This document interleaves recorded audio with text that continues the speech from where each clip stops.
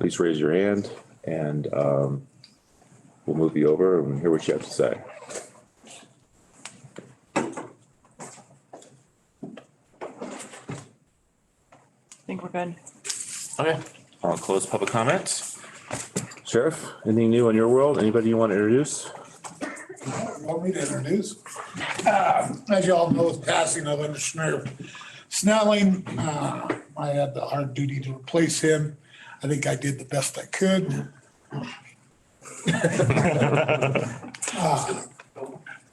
Actually, I did really good, I think. I think we got a good fit here. His name is John Stein, most of you know him. Was the Empire Chief, worked over in Grand County as an undersheriff over there for a while. Mr. John Stein, he's the new undersheriff. He started last Tuesday. So he's up and running and getting involved and getting more familiar with it. But there's a lot going on in the sheriff's office, so. Hopefully that's taking some load off you. It is. I know you've been carrying a lot. Because I was getting pretty stressed there for a while, so. But it is, he's helping out there and, you know, it's drinking through a fire hose right now, trying to catch up and stuff, but he's doing a good job. Awesome. Thanks, Sheriff. Thank you. I don't have a whole lot of words being new, drinking from the fire hose, but thank you. It's exciting to be working with y'all. So Awesome, welcome. thank you. Okay. Brian, how do you want to do this today? Well, as you remember, on November 1st, we spent pretty much the entire day walking through the FY23 proposed budget. I think there were several outstanding items that we didn't have answers for you at the time. And then in talking with all three of you individually, each of you indicated a desire to have one more crack at asking us some questions and going through it before ultimately we bring it back to you for adoption on December 6th. So that's really the purpose of this meeting, is to give you one more shot before adoption of the budget to again ask us any follow-up questions that you might have based on further review. We'd be happy to walk through the memo that outlines a lot of the questions that you had last time. Oh, perfect. That we didn't have answers for. We could walk through that if that's your desire. But this meeting is really an opportunity for the three of you to ask the questions you need to get comfortable enough to be open to considering and adopting a budget on December 6th, which is, again, probably one of the most important decisions you make every year, because it outlines everything we do for the coming year, right? So it's our program of service. So it's an important decision. So I'll turn it back to you to let us know how you want to proceed. I think giving an overview of the research that you guys did might be a good place to start. Randy, George, do you have any preferences? No, I think that's exactly right. I'm going to be all ears. Okay. Well, then I'll just walk through the bullets that are in your agenda memo one by one, then you can let us know if you have any questions. The first one being the county attorney's professional services line, which we discussed, and we cut that back to the original, or to the FY22 current number of $50,000. If you has any thoughts there, but. No, that's absolutely fine per our discussion last time. That's fine with me. Mm-hmm. I think philosophically, it kind of reminds me a little bit of the conversation we had with the Open Space Commission, where they historically had a fairly large contingency bucket, and then they would sort of figure it out as they went. And our preference was to put a little bit more thought into it and come up with something that was more like the likely scenario. And then if something completely unexpected came up, we could address it during the year as a budget amendment. Yeah. And that's great practice. Absolutely. So I'm fine with that. Okay, cool. Makes perfect sense. Okay. The next item or the question on your list was the actual cost of jail repairs. Did work with Diane and Rick in the sheriff's office, and it sounds like we have spent a total of $20,441 to date.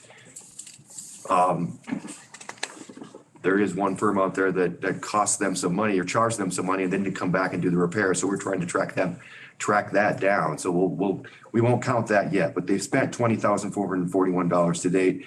They do have a quote for the repair of the remaining fixtures at $297,000.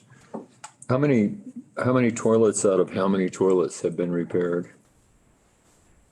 What was the total amount to be repaired and how many have been repaired so far? I don't have I think it We was, approach police to the, oh, yep. I think it was 8 toilets that were fixed to be fully functioning right now. And the 297 is to do every single fixture, the showers, the sinks, the toilets, everything. So the 20,441, that was to get the non-functioning toilets flushing and working properly. And I think it was 8 of them. And as of yesterday, those have all been repaired, but now we have another 2 toilets that went out last night. And they're non-flushable, and one pod only has 1 toilet and 2 urinals in it that are working. So that's gonna be our next priority, to get that pod or that cell block up and running. So at a minimum, there are some more Band-Aids to do, like the ones you just put on. Is that correct?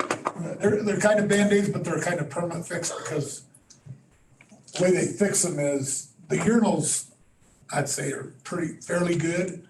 It's the internals that are going bad, which is normal in all toilets. And what they're doing is go ahead and replacing those Parts. parts permanently on the inside. So part of that 20,000 that we've already spent was 11,000 of it was for parts that aren't all completely here yet. So those parts coming, and there was a $5,600 labor quote that will fix these issues that happened today. So that's included in that 20,000. We're just waiting for the parts to get here. Okay, so the 2441 is for work partially complete, and the cost remaining to complete is in the Correct. 2441. Correct. And then the issue with the showers is, Those are the wish list to get all of the plumbing, Get all new stuff. plumbing The done. showers are starting to fall in. Yeah, okay, And they're gonna cause an injury.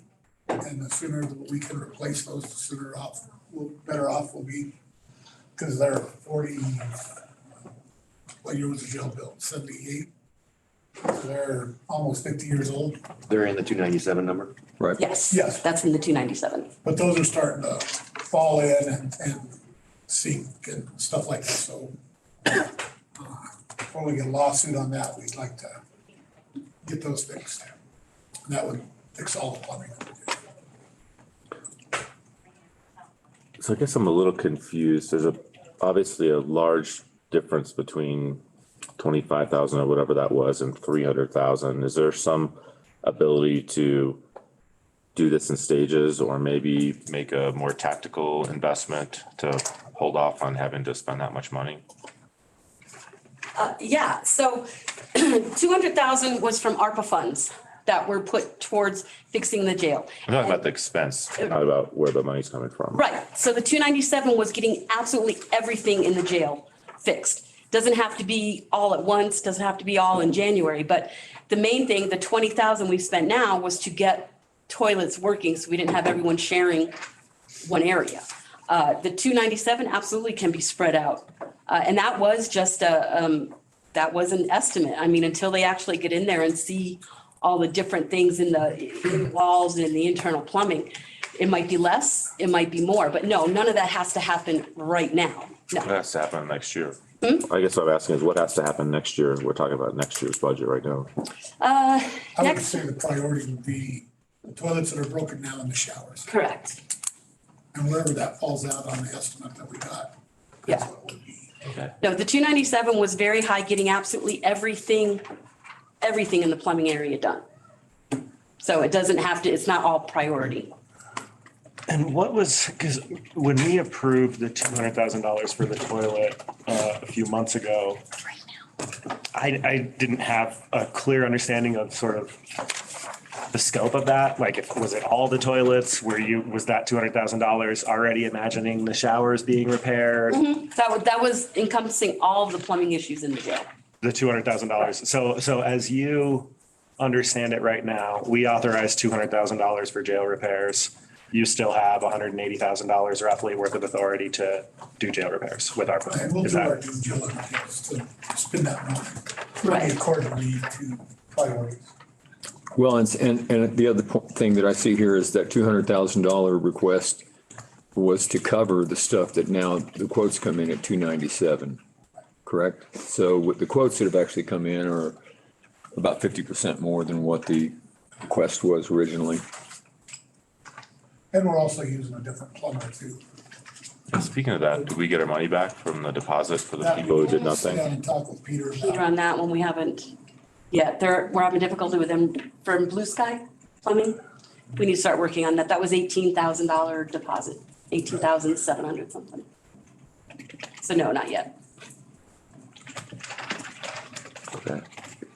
I guess I don't think we can arrive at that understanding today, but if your office or facilities or your office and facilities can work together to help us understand sort of what work needs to be done in which blocks, how that would open up blocks for use, just a little bit more detail about, so that we can try to be careful or just be thoughtful about how to phase these repairs. I mean, I'm looking at, an unfunded capital needs list that's pretty large across the county. I don't know, Sean, Randy, if you guys agree with that, but. I kind of do, and I think there's two reasons for it. One is, I'd like to know that we take care of our potential liabilities, safety and health in the jail. That's required for that. In terms of going through and having someone, like if at your house and you say, I want to replace all the plumbing fixtures in the house, but some of them work, knowing that this jail may be at an end of life stage and it needs a complete either replacement or redo or something in the near term. To drop $250,000 almost on plumbing in the old jail, which could then end up within a very short period of time. By short period of time, I'm talking about a few years type of a thing. We may arrange at a place. We've talked about new jail. We've talked about all kinds of things. And so to completely bring everything up to brand new in one particular part of the jail when the rest of it remains the way it is, and there could be a big change, seems to me maybe overkill. But we should cover certainly the health and safety issues. Obviously you've got to have working toilets. You need showers that somebody's not going to slip and fall and break a leg and get hurt, number one, and number two, file a complaint as a result. So as George said, to get a better feeling for what those items are as opposed to remodeling the house, the whole house would be, or all the plumbing in the house would be good to know. And I don't know that we have that. We have to dig through that estimate to know what those things are, and probably, working to know exactly what each one of those means, so we can tag the ones or maybe get that back with the ones highlighted that are, Our jail sergeants are doing that. When they're working with the plumber, they're talking, what is our priorities? What is the first thing that has to happen? So they've got it, that quote. I can send that to you if you want, but the priorities of the things that need to go, and then the wish list things towards at the end, which would be great if we had them fixed. So no, our sergeants are doing that. We didn't come up with a $297,000 out of nowhere. They looked at priorities. Yeah, So our jail sergeants are doing that. Yeah, and so on the one hand, I wouldn't want to say, okay, you got $200,000, and it turned out that the things that were most important to put it in decent shape, where it was safe and healthy for everybody, was 100. At the same time, I don't want to say, okay, you only get 50, and it turns out you needed 100. I wouldn't want to say 50 or 200 if the real number is 100. So Right. knowing that would be really helpful, because I'm reluctant to redo all the plumbing in the building at this point in time until we know what the fate of the building is over the next few years. To put a 25-year plumbing fix on it or a 20-year plumbing fix on it, if we're going to have less of a shelf life, is, same as your house. So Would it make sense as a way to proceed? We've got parts on the way for toilets that are broken. We've got already a labor quote to get those toilets repaired and finish that. Would it make sense to proceed with those repairs and then for us to ask for a separate session so that we can kind of dig into like the location of the things that need to be fixed, whether they're, I'll draw you a map, a picture of the toilets. That's good because I don't like to read much. Photos and say, this one's okay, this one's not. That way you guys can get your mind's eye around the jail itself and the way it's laid out and the showers. Yeah. Because I doubt any of you have been in a cell block. So when you do your jail inspection today, we can have the sergeants go through all that's that. what I was thinking. Number one, to get a rough idea. Almost more important to me is it would be. I trust you guys to let me know what's real health and safety. There's an estimate. It's got line items on it. Right. Highlighting the line items and adjusting a few of them to say, here are the things that we feel are absolute health and safety liability issues right now. That's a really good start that doesn't even require drawing a map of the jail and going through and itemizing every single toilet and explaining them all to us. I don't know that I need that level of, I don't know that I need to dig into your weeds that far. I would like to see an estimate of what is absolutely needed versus what is just getting everything updated. And the thing that I'm curious to know is, are we making a decision to reopen cell blocks by authorizing these repairs? Yeah. And that's kind of the thing that I'm trying to understand. Maybe another thing that we could do, if the board agrees, that we proceed by saying, yeah, let's do those repairs on those toilets for the parts that are on their way and the labor quote that you just mentioned. Talk about the larger quote in a future session with some of that detail. Another thing that maybe makes sense, I know you two are scheduled for jail inspection today. Is there an empty cell block that we can actually be inside of? Don't know if there is or not. So you gotta understand, we gotta segregate our inmates too, felony, misdemeanor, violent, female. So it's not like we can just randomly shut down a cell block. I was under the Are impression, being used to segregate our inmates. okay, I was under the impression there was one that was not open. I was under the impression there was one that was not being used. There's a holding cell that was. Yeah, there's a holding yeah, cell there. which is just a one person. But we got, Oh, that's one room. I have been in the holding cell. I wouldn't have meant that. On a previous inspection, Yeah, He was inspected when he was in high school, I heard. around that timeline. Prepping. So, okay, well then the idea, if there's not a vacant cell block for us to explore, that's fine. Maybe looking at a map of the We cell can block. lock the inmates down in the cell block and you guys can go in there and look. I don't want to do that. I think you should see it. I think you need to. Yes. I don't think you need to lock them down on our behalf. Yeah, exactly. I can look it up. I can look it up. We went into one. We went into an occupied cell block. be honest and say, just so, Yeah. They weren't locked down. They were walking around. There were only 2 people in them. Oh, yeah. Were they in red? Yeah. Because that was bad. just so George isn't in this alone, I'll just let it be known that I think it was around 45 years ago, I did forget to pay for a ticket for a failure to use my turn signal. And I was given a tour to help me understand the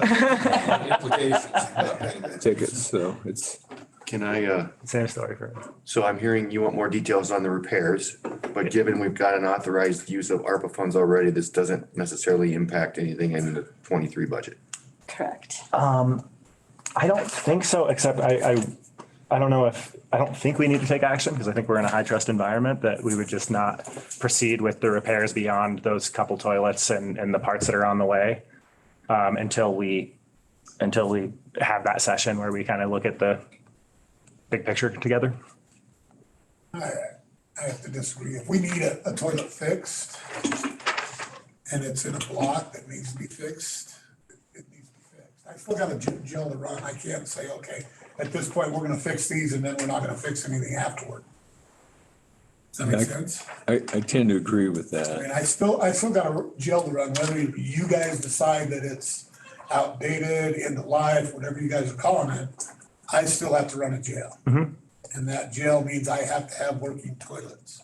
Well, you have authorization within you've got 200 grand that's set out there right now that's been authorized for 2022, correct? Correct. And so to use that as a fund to do those things that are purely life and safety, or the toilet stopped working and we can't use the toilet, now there's not a toilet in this block, or we're down to one toilet in the block or something, we need another one up. I don't have an issue with fixing a toilet. And, at this point in time myself, what I'd like to know is that we're not proceeding with the remodel job on the house. Right, we won't. No, we're not doing And updating and replacing shower stuff and tearing out plumbing and doing all that until until we've had an opportunity to have this discussion. The only other caveat that I would suggest, and this is just myself talking, one person, is that if you have a shower floor that is a really, really big problem that needs to be taken care of for people to not slip and fall and, get hurt, then there may be a repair that needs to be done there if something has to happen. So I'd like to know that we can trust the sheriff to fix only those things which absolutely must be, which I'm guessing is the small list. It is. And as they come. And then let's have this session where we go through all these pieces so that all three of us completely understand that. Life and safety are a liability for us at the end of the day if somebody gets hurt and files a claim. Just despite having, and in addition to having a kind of a moral obligation to make sure that when we take people and put them in something, it should be relatively safe. I promise that I won't. No, that's fair. And that's another way of saying what I was trying to say too. I think so. And I just want to point out that we've got life safety issues all over this unfunded capital request list. I see Right. emergency egress for 3 buildings that house our staff. I see a lot of stuff that is also life safety, and that's why I'm asking the way I'm asking. All right, so I'm hearing no impact to FY '23. We're coming back with more details, December meeting. One of the 2 December meetings. December? 6th to the 20th.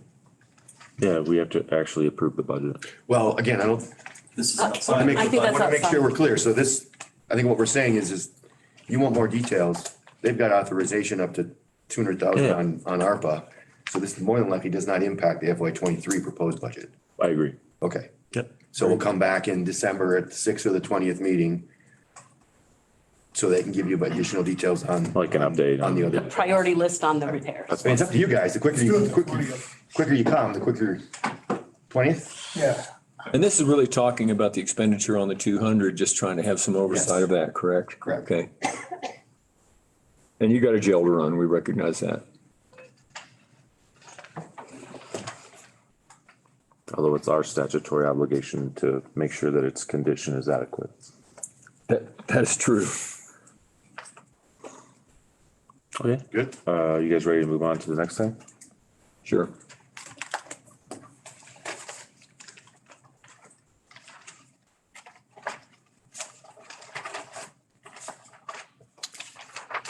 Next item was asking the sheriff to return in January to revisit the KRW report and its recommendations. I traded emails with the sheriff and we chose the January 24th meeting to do that.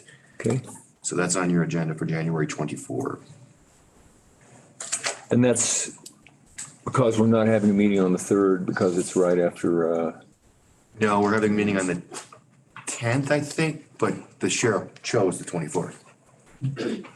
are we having a meeting on the 3rd? No, we moved. That's what I'm saying. moved We're it. doing, we went We 10th and 24th Correct. instead of 3rd. Those meetings, the 2nd and the Okay. 4th, just that month, yeah.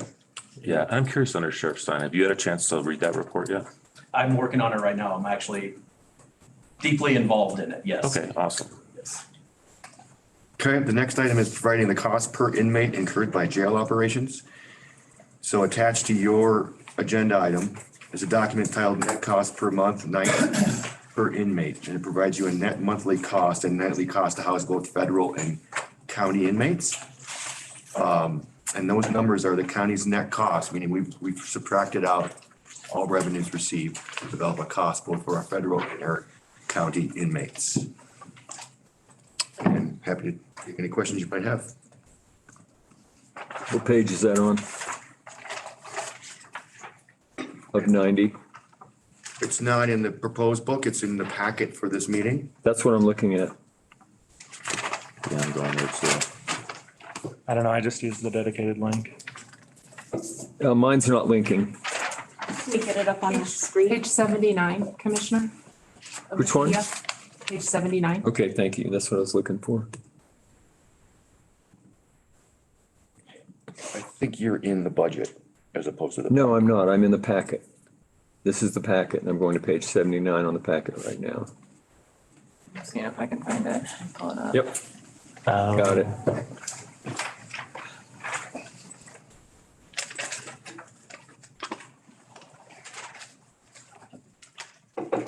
So the monthly numbers, these are all based on the fact there are fixed costs and there are different number of inmates, so the numbers per inmate would fluctuate based on that. That is correct. And sometimes there's 3 pay periods. Thanks, that month. Brian. So there's additional salary costs in that month. But, I mean, if we wanted to get super, super detailed, we could take payroll hours down to the day and it would smooth this out, which is why we calculated a 9-month average to try to smooth out that impact. I see. But I also want to say too, in some of the line item expenses for the confinement, none of those are US Marshal expenses. So for instance, the $130,000 professional medical services, that is not a US Marshal cost. We don't pay any medical for the US Marshals. Also, the $32,500 medication supplies, we also don't pay for the medication for the marshals. So that expense, the $130,000, and the inmate phone cards, the $95,000, that is an in and out. The inmates pay for that themselves. It has to be on an expense, but up in our revenue, we get a little bit of commission on that also. So there's about $257,000 of expenses in there that are not related to marshals at all. 257,000 500. per year or? Yeah, so if I'm looking at our budgeted 2020 numbers, and so the line item expense for medical, professional medical services, medication supplies, and inmate phone, which are well, other than food, which are our largest ones, they're not related to the marshals at all. So I And then asked, the maintenance contract, that dollar amount would be there with or without marshals, the 47,000. this was a question I'd asked of Maria in an email is sort of how close do you feel this is to like a true analysis of the marginal cost of those federal inmates, right? Assigning all the fixed costs to the county inmates that we know we Right. have to house. Yeah. Right. And it sounds to me like maybe there's a little bit more to do to arrive at that number. Yeah, I wish Maria and I had talked about that because there's a lot of things in there that aren't related to marshals. The point is that when you have a facility of a given size, the larger size facility requires a larger minimum staff to run that larger facility. That's just a fact. And so when that kind of minimum size fixed overhead is assigned in cost to the local inmates, and then we only look at the incremental additional variable cost per inmate as opposed to the fixed cost of running the entire institution. That's what I'm hearing, is that fixed cost is not being amortized in this analysis over the federal inmates for us to be able to understand what could be the benefit of if we are at an end of life on the jail and we're making decisions about what size of jail and what kind of program to run at the end of the day, we need to know that we're making something that has a great 30-year payback, that whatever system we choose. And if it turns out that at the end of 30 years, having a marshal program costs us more than not having a marshal program because we're able to have a smaller jail that is state of the art, and up to snuff to the current time. And so it's the apportionment of those fixed costs, that overhead that's important. And it's not just administrative overhead, it's all the costs of the bigger building, the bigger facility, everything from, utility costs to everything. To say toilets. Huh? Toilets, yeah. Exactly. Maria, do you have any thoughts that you want to share on sort of the analysis that was performed and how close it might be to that sort of? Sure, thank you, Commissioner. So if I think that's good information. I knew that we did get reimbursed for professional medical services and medication for federal inmates. No, we don't get reimbursed for them. We don't pay for it. Correct, Diane. I knew that we didn't end up paying out of pocket for that. I understood that the marshals paid for that. I get that. So in taking that number out, that drops the average from 76 per night, the 9-month average, to 67 per night for federal inmates. But I spoke with the undersheriff at length yesterday, and one of the things that would be very helpful to understand is minimum staffing levels. Right. You have to have a certain number of people there for one prisoner, and then where's that breaking point? Where do you have to add more people? What's the number that you get to where you have to add more staff? Because certainly staff is the biggest cost. So that analysis would be important if you really, really want to dial down the details, the staffing requirements. It's some of those numbers were somewhat constrained by decisions that Sheriff Kruger made when this whole notion that federal prisoners would offset our costs was made quite a while ago. What do you mean? I mean, if you have a jail that holds 140 people, it's probably not that efficient to resize it to hold to have it serve 20 people long-term instead of 140. No, explain that again. I don't know what you are. I understand that is it 16 staff is essentially what that jail requires in order to run it? Right. If you had a jail that only had 10 prisoners, And was would you designed. still need 16 people to manage 10 prisoners? Yes. Yes, because, so here. You guys need to sharpen your pencil and go look around the state and see what other counties. Our pencil's pretty sharp. So, Can I explain? sure. All righty. So right now we have 2 deputies on duty at a time downstairs in the jail. So those 2 deputies are, one, you have to have accountability. Everybody loves that word. So you can't have 1 deputy in charge of 10 inmates because it is, then it is just 1 deputy word against 1 inmate word. Then there's also inmates that have to go up to court. They have to be escorted and they have to stay in court with the inmates. So if you only have 1 deputy on duty, you have to lock every inmate down while the deputy goes up to court. Sometimes court is hours, all day long. So then you have your inmates locked down the entire time because you can't have them roaming free without any supervision. We do have the control techs watching, but the control techs cannot physically go in and talk to inmates. They can't see that they can't, it is just a bank of cameras, which that is a big backup for our deputies too, because if our control techs are watching, they see an incident in a pod, they can notify the deputies to go in there. It is unsafe for inmates and for deputies for a deputy to go in there alone. So whether you have 10 inmates or 15 inmates, like the minimum 10 inmates, having 1 deputy on staff is unsafe for everyone. And then if someone is booked in, if Idaho Springs, Sheriff's Office, anybody brings somebody in to be booked in, the jail deputy has to do that also. So once again, you have to lock down every single inmate for that 1 deputy to go upstairs and perform his job. If you have 2, you can have 1 deputy. And I'll stop you there. I'm not arguing about 1 or 2. Well, I guess I'm making more of a larger point, which is if you were comparing us to a county that only has a holding cell and essentially is on the other side and uses other counties to house their longer term, it won't take them 16 people to manage that operation. So I'm saying there are other models. I'm not prescribing a model right now, but I'm just saying at some point, let me cut to the chase. At some point, we're going to be asking for meaningful changes, right? Yep, we don't, absolutely. we can't support a $10 million public safety budget in 5 years. That's just, we don't have the revenue to do it. We're going to have to figure something out. And that's Even one. if you're housing an inmate at another facility, which is an option, but you still have to transport those people down. And the sheriff's office is still responsible for bringing those inmates to, so say they're housed in. That's obvious. I get that. Yeah, you still have to have people. So 2 deputies on at a That's time. 16 people though. Well, if you think about it, 2 on at a time per shift, 24/7, that's 16 people. If they're doing 12-hour shifts and nobody takes vacation and nobody takes days off, that's 2 people per shift, 24/7.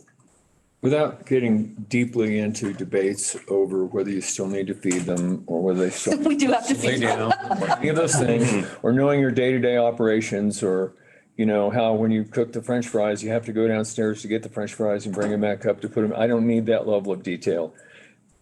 There's some general principles that apply to all operations and businesses, and that there's economics of scale. And so when we learn that we create a new economic of scale because we think we're making money off of kind of participating in the private prison business, which is kind of like the public doing, that's the private prison business.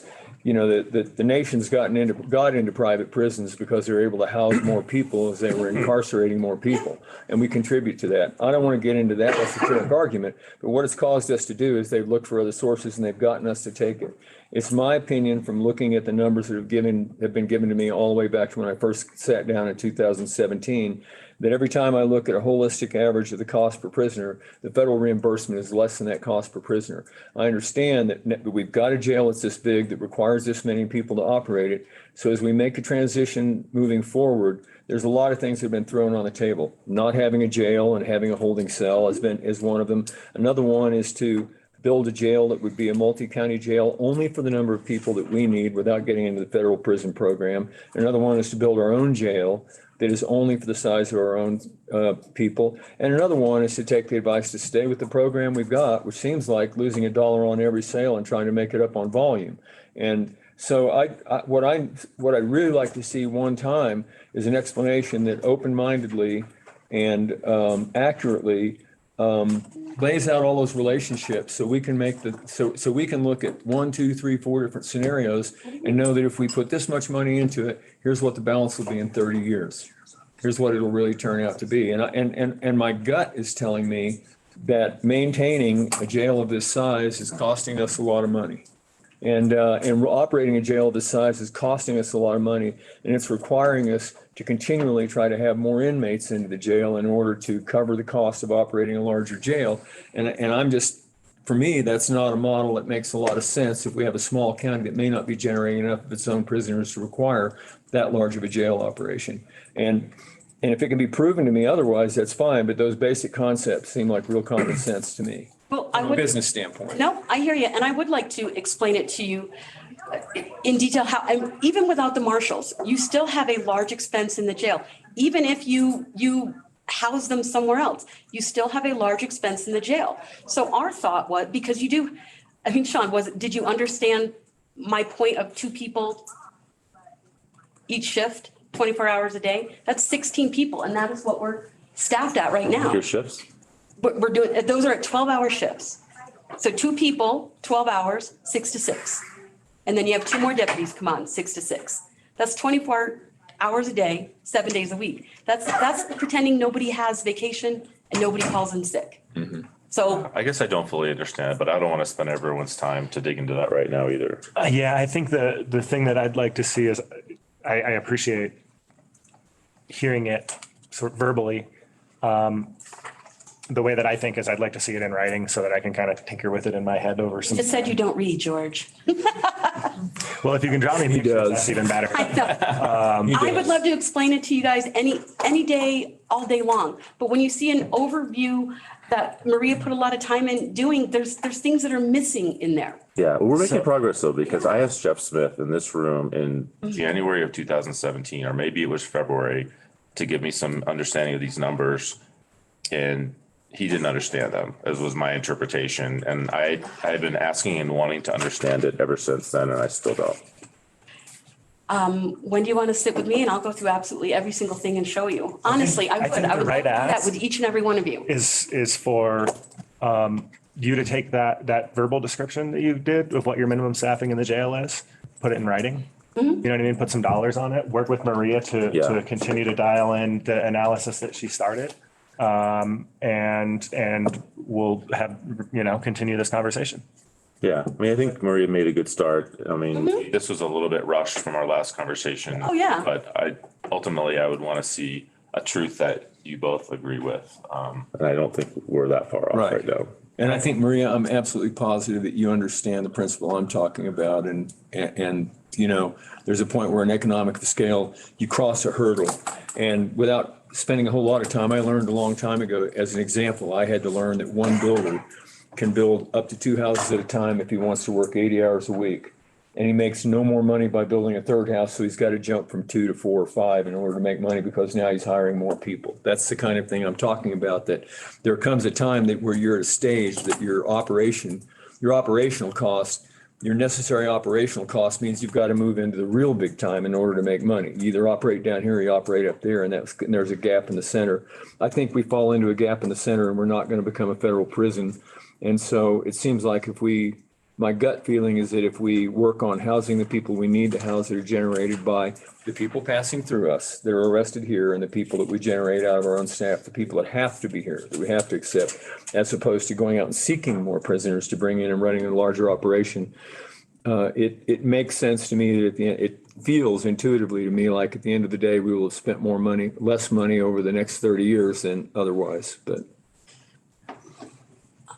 I want to sit and just sit with you one day, Randy. Honestly, I will show you the difference in that. No Marshalls, you're still spending this dollar amount. You really are. You don't get the money from local inmates. You don't get, well, at our height in 21, we had 53 US Marshals, not the entire month, but in and out, 53 in a month in October. And we brought in $97,000. It's, all I'm saying is that everything considered at the end of the day is oxymoronic to me that jails are profit centers and that the more prisoners we have. It is the never more going to money be we'll have. it is never going to That's be a profit oxymoronic. center. It's never going to be a profit center, but it'd be nice for a $6 million budget. Well, no, the jail is 3.3 million. So the whole entire sheriff's office is close to 7.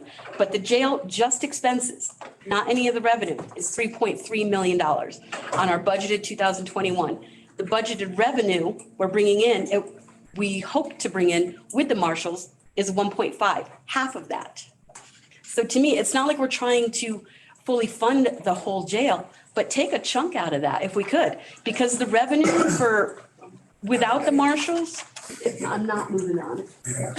Yeah, I think we've taken this conversation as far as we can today. Yeah, I mean, I think we all kind of see the writing that the current net cost per inmate as calculated right now shows that we're, not doing well. It doesn't justify a single federal inmate in my mind. And so let's continue to dial in those numbers. We can know that we're looking at numbers that are real, and that's not an insult to anybody. These analyses are tough. Yeah. So These numbers have like the sheriff's departments or the jail's share of the IT budget in there too? No, not in confinement. No. Does dispatch, do the numbers have that in there? They have a little bit of IT stuff in dispatch, but the bulk of the sheriff IT costs are in the sheriff admin budget. Okay, Yeah. because there's like $1 million IT budget and some of that's the sheriff's department too, isn't it? No, the million you looked at last week is county side. Okay, perfect. That's good to know. Thanks. One thing I do request is that I do have an accountant on my end of the building, you have an accountant on your end of the building.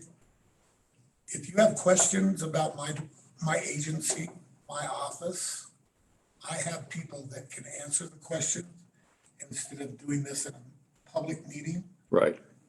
Let's sit down and talk. I didn't know this was going on until Friday. Okay. I mean, the conversation about how much the federal prisoners has been going on since 2007. Right, but I didn't know it was gonna come up today. Yeah, okay, that's fair. I didn't know. If I knew, then I could have started on this a week ago. But Yeah, I didn't know Maria was doing this or the next ones you guys are gonna talk about. That's a good point. It was very clear in the November 1st meeting, this was coming back. yeah, that's true. Very clear on November 1st, this was Was I coming here? back. That's not my responsibility. I tend to agree with Brian, although I'll say if you're unsatisfied by a lack of back and forth in performing this analysis, we can improve that. Yeah, definitely. Yeah, I think what you just brought up is having Maria talk with your accounting on your end of the building and to confirm what it is we're looking for to prove these. For me, it's proving the larger scale dynamic of what the long-term payback analysis is on the different kinds of operations, to know which one has the larger bank account at the end of a certain given period of time, the standard life cycle costing for two to four different scenarios. So we can make a strong decision about what the future looks like. And I'd be frustrated too if I wasn't aware this was going on, so I totally Yeah. get that. Yep. We'll keep working to get better. What's next, Brian? You asked us to provide total hours worked, including overtime compared to previous years for jail operations. So you've got an attachment in your packet titled Sheriff Hours Costs and Overtime, and that provides you a breakdown of all hours worked, both regular, overtime, for per each employee for a 12-month period. It's taken per employee. November through October, and you've got that a breakdown for the entire sheriff's division confinement, and dispatch.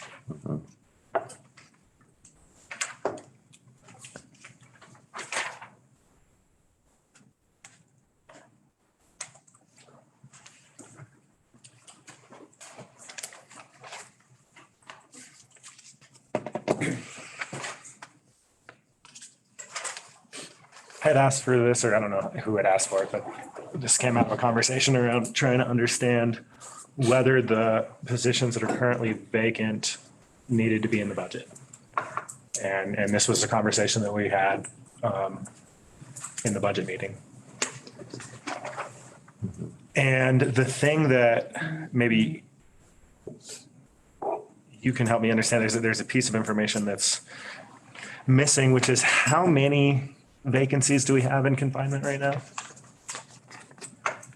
One, but it's because we also have people in training, so they're filled, but they're not effective. And Maria and I spoke with this yesterday, when it takes months of training and certifications to be obtained and so forth, it may be showing as a vacancy for a little while, and then it's still not covering overtime costs and everything else, because unfortunately, it's two people, two FTEs being covered at one actual expense. So you're paying double until that person's on their own.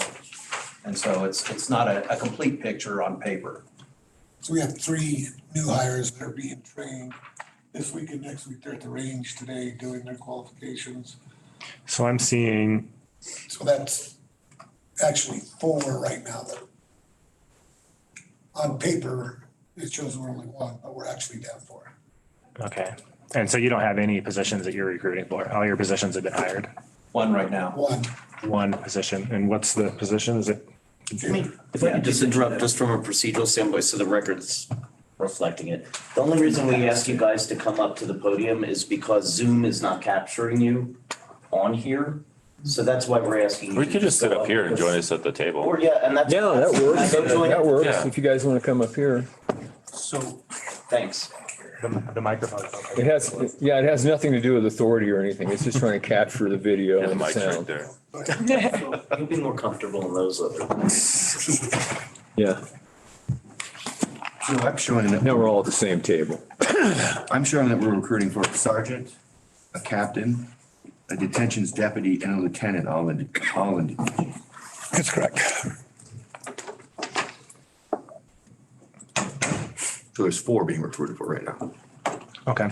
So we have, for the period ending just at the end of last month, the 12-month period ending just at the end of last month, we had 23 FTEs on staff down there and about 4,000 overtime hours worked. We know an FTE can do about 2,000 hours in a year. 50 weeks. And Good point. so what I see is a couple of FTEs worth of vacancy. I also hear that we may already have those positions hired and being trained. And beyond that, I mean, do we need to fund those vacant positions? If the jail ran during that last year, we had 2 FTEs worth of overtime hours. And I know this is kind of simple logic, but if 2 FTEs worth of overtime hours can convert that overtime expense to a real expense, and then we don't hire anybody else, do we have a jail we can operate? you're getting down to minimum staffing that we're going to be running people into the ground. Right now, we're trying to promote that captain, that lieutenant from in-house, and then those sergeants, as they promote up, leave additional lower level FTEs, your basic detention deputies and so forth. And we already have some in training. So that flow, upward movement will slow down once we get done with these promotions and we can get back to the staff, line level staff that we've been discussing. Are the promotions based on merit, or like, how does your system operate? There's multiple things of interviews and the past performance. Best future predictor is past behavior. So we're going to look at all of that.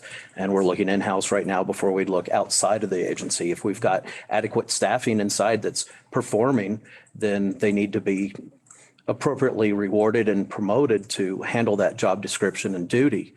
Currently, talent management is a huge push that I'm working on, and Maria and I agreed and spoke with it at length yesterday.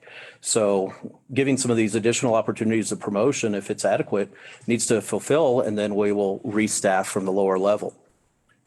I think we should also point out the lieutenant is new, right? That's a brand There new. used to be a lieutenant down there. There was one there. I'm sorry. There was. There wasn't one there now. We're moving Correct. one back in there. Yeah. So that's We're a, also not gonna promote 3 sergeants. We only need 2 sergeants and 1 lieutenant. lieutenant into detentions. It's a new promotional opportunity for their staff. We've got span of control and so forth with supervision, with inmates, with more administration. The higher up, there's more administration duties to reduce the liability and legal stuff because the jail is detentions and confinement is one of the highest litigious. I know you had a captain running the jail for a long time. Do you still have a captain in the jail too? That's what I want to do. So the lieutenant, Promote 1 captain. Captain Smith retired. His last day was October 31st. He retired before that, but that's when his pay ran out. Last time he was in the building was months before that, right? Yeah. But he had overtime, or not overtime, but holiday pay and stuff like that to pay out. So a lot of those overtime hours are covering shifts right now that will be reduced once we're back to staffing levels because there's not as much mandatory required overtime. And I think George's point was that in looking at the amount of overtime, it's 4,000 hours, which constitutes 2 FTEs. Understood on that math. We also have to look at the bigger picture of, well, 2 people or back to the FTEs. If one's in training, you're paying 2 people, 2 FTEs for one person's job.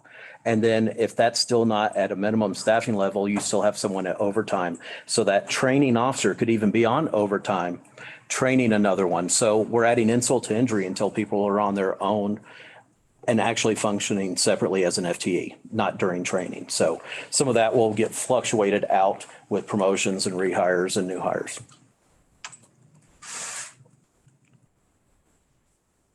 I guess at some perspective, I feel like we're at cross purposes because we've been over here on our side of the table, pulling our hair out, trying to figure out how to, we can't print our own money, right? We know our revenues are going to go down. We have to figure out a way to provide good services to the county. And you guys are promoting people and digging the hole that we're in deeper. Now we're refilling positions that were adequately functioning prior. We're not trying to create new ones or anything else on that. We're just restaffing prior positions. Well, It's not new FTEs. We've held since in kind of 2 different things, but 2016, 17. Maria and I revisited the FTEs previously. For the lieutenant's position specifically, we have a lieutenant in investigations and have had for a couple of years and no other lieutenants. So now there'll be a lieutenant in investigations and a lieutenant in confinement, plus captains. and I will point out that KRW recommends a lieutenant in that jail What about, and not a captain? and not a captain. And our FTEs are staying fairly stable the at captain. 75, I believe, since 2016 or 17. So looking at additional funding resources, whether or not it's going to be looking at the inmates, the federal inmates, or other things that are going to be, whether or not we're talking dispatch or court costs or anything else that are going to be reimbursed from inmates. We're looking at all of that still. We're cognizant. Before Diane wandered out, she said $7 million budget, and I'm looking at a document you guys sent, and it's almost exactly 10 million. Yeah. What's the difference?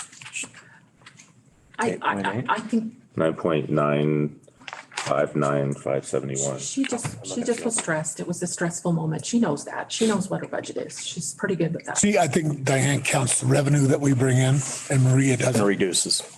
So she's talking about the Offset. general fund, not the, yeah. Right. Can I throw out an idea that is not strategic? Yeah. What if we ask the sheriff's office to cut X% and let him come back and tell you what he would suggest to cut?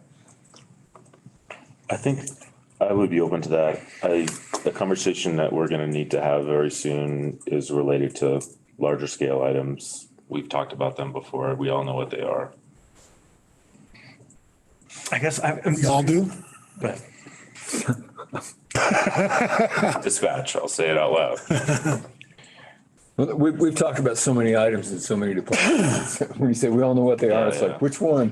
Which ones are you talking And that would about? have to be a quick turnaround. And Maria's probably pulling her hair out inside right now that I even said that, but. Well, we can always, go ahead. That's all right. I mean, I think there's two things. I think there's next year's budget, and I think that approach, would you be open to that approach?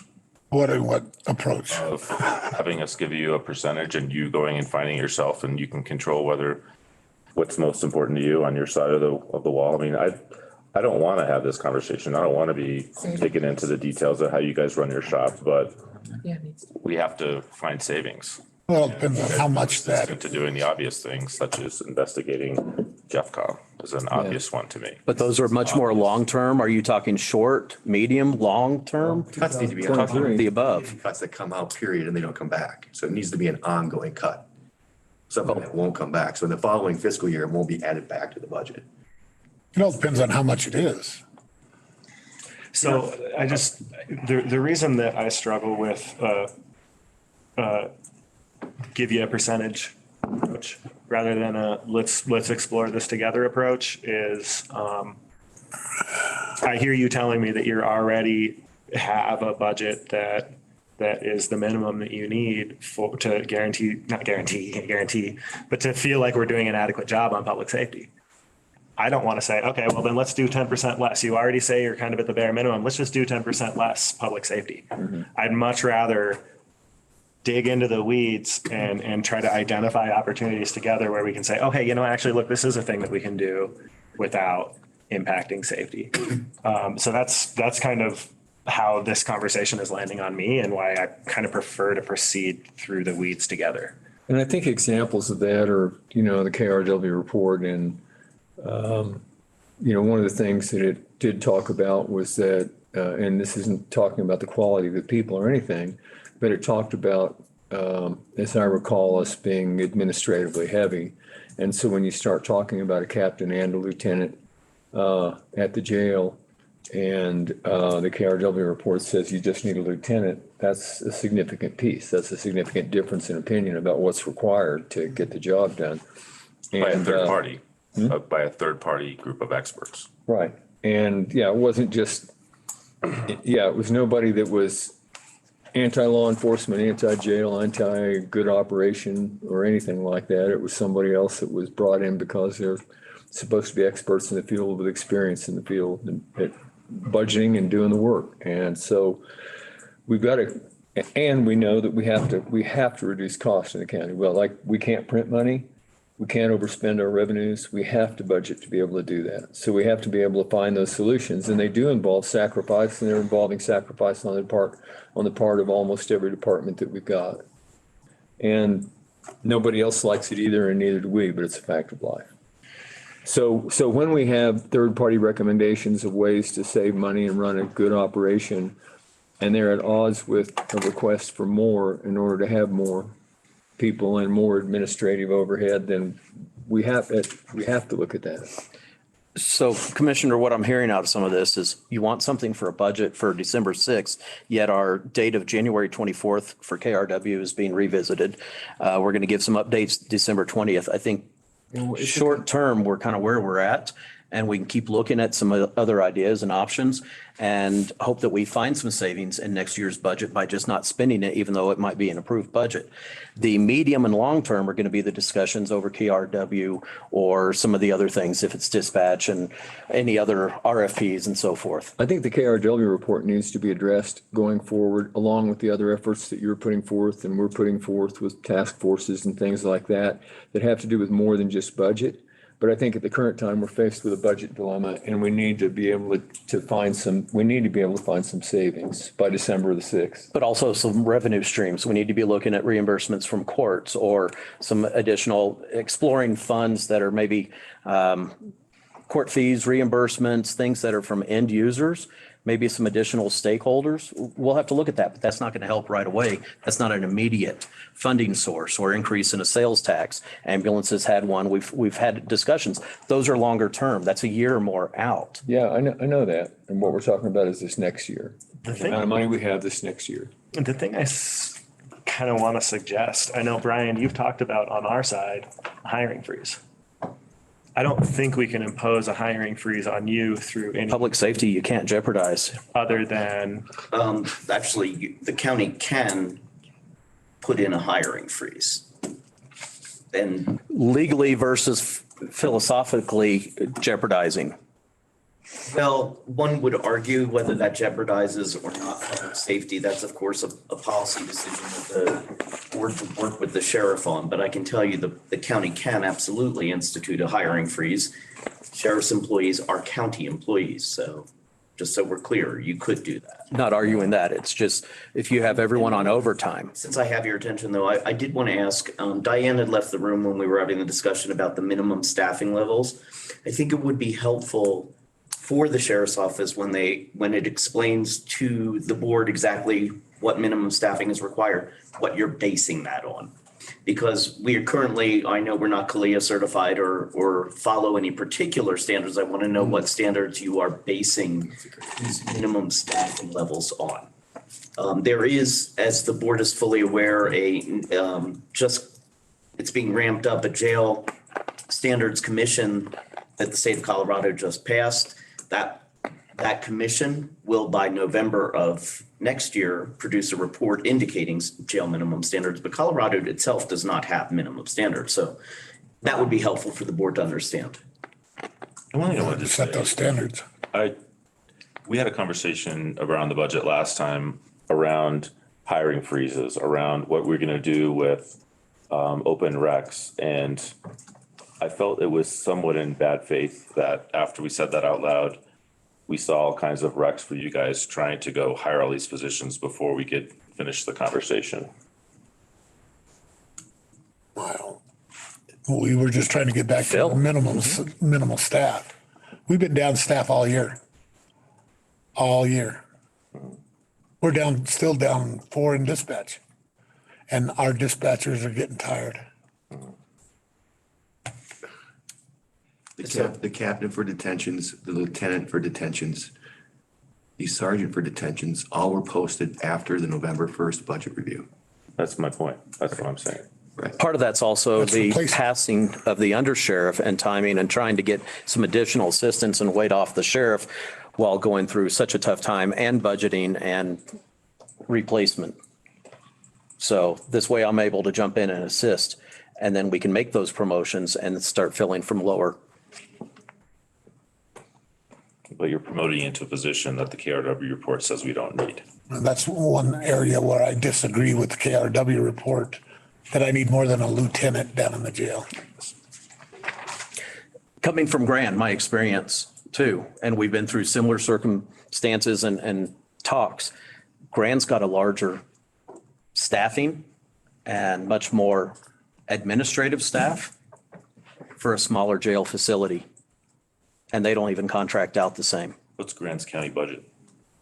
I don't know what the current budget is versus when I was under sheriff over there. But still, everyone's going to be a Drastically little, higher than ours is my point. I'd have to look at it again.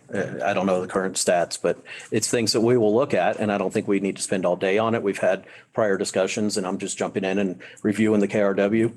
I'm looking forward to continuing, and I'll have discussions with Maria coming over to our office that we can do some of this. I totally understand what you said. For example, in dispatch, people are getting tired. You ran about an FTE worth of overtime. So 11 people shared a 12 person's job to keep that dispatch center open. Where I'm struggling is to hear you have 4 vacancies when I see you only did overtime almost equaling 1 vacancy. So sergeants are not paid overtime, and they're having to put in additional required hours. So that's an additional fulfilling of a position without being on record. So unless you want to start revisiting increases in pay and putting everyone on salary to absorb some of that, I think it's better off we look at the lower line on overtime or hourly specifically and fill the positions. FLSA will dictate that, not what we want to do. Understood, but you see what I'm getting at on the balance here, this seesaw that we're trying to balance appropriately, fiduciary responsibility. So looking at overtime in one specific number of hours doesn't cover everything when sergeants are having to step in, And so don't receive it. your concern with the hiring freeze, as I hear it, is one, you've got positions that are vacant right now that you would like to fill. Yes. For somebody to take the job, you'd fill it today. And the other one is that if you end up with a vacancy and something like patrol, you don't want to have to wait to fill it, right? And I mean, I don't mean any pejorative tone, right? You want to, you need to be able to fill that position immediately if it becomes vacant, something like Yes. patrol. Because we don't even, once it's filled, we still don't receive a true full benefit of that person until off of training. And it's not just training. It's, once it's filled, we still have due diligence on that employee and everything else. I mean, we have a lot that we do, the psych and everything prior to it. So it's not a quick fill. That's the sad backstory of filling in public safety positions, the background investigations, the psychology, getting a psych report, the medical. Then once they're onboarded on, getting them through a training program that can be 4 months before they're on their own. And to be clear, it's not just the sheriff's office, right? We've got 20.5 FTEs being recruited for right now.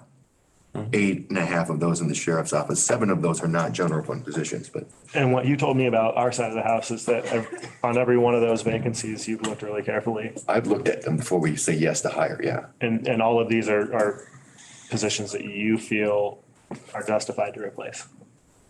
Well, I think one of them in strategic and communication, you and Amy have had yeah, discussions Amy and and I, I'll fill one of them. yeah, I think it's just, one of the 2 in strategic and community planning is a code enforcement officer we've been recruiting for over a year, maybe 2 years, right? So that's true in other areas as well, when we just can't fill positions. And so at some point, not up for 2 years, can we get that done in some other way? And Amy and I are talking about that right now in order to support hiring the other one that's on the list right now. So, and we're looking at all those kinds of things at all these positions. And this is where the savings will come from in the end, right, is our people. Unfortunately, that's where our cost is. Across the county, that's not picking on the sheriff, that's all of us. Yeah, there's all kinds of hard decisions we prefer not to be making. Can I bring up 2 questions? Sure. The fire department, ambulance, and us have all had a study done or an audit done. I've asked each one of you individually. I think this end of the county could maybe use an audit to see, not that you guys are doing bad, but it would be nice to know if you guys are spending your money the same way that we are, and get a study and go with that study. I got almost different answers from each one of you, but I would like to put that question out to you again in a public meeting. And also, I have one more question, and you don't have to answer these. I'm just asking. Oh shit, what was the other question? Damn it. Yeah, I'll answer the question while you're thinking of the other one. I'm all about strategically bringing in experts who can help us be more transparent, more efficient, and more accountable. And maybe we can talk offline, Sheriff, about sort of what type of areas you think we might want to focus on, because I guess I feel like I'm pretty familiar with what happens on this side of the house. Because I have, with, George and Randy, direct control over it. And I'm not, I think, like I said, I would welcome it. And I would just maybe invite you to think a little bit more about specifically what that might look like. Yeah, the specifics would be helpful, just like we've pointed some things out to you that we see these things and say, what about this and what about this and what about this? And I can guarantee on my end, like the things that I work on, I've been questioned. The areas that we've been spending money on consultants to help us in strategic areas and stuff like that. We've been, I constantly get questions and have to justify expenditure to the consultants that help me in the areas that, like in transportation and recreation, what are we spending there? How can we bring in more revenues? How can we offload the cost to people in other counties where we've been carrying too much of a load and more than we should have that's inappropriate? So we kind of been going through it's almost our operation feels like almost an ongoing audit of what I'm spending money on every month, every time somebody runs something in front of me and I look at that bill and decide whether to pay it or not. So I've been trying to offload consulting, just as one example, consulting fees to other counties and letting them share the load of the efforts we do that we think are strategically important to the county. So, but there are other areas. So really what you'd be looking at is administration.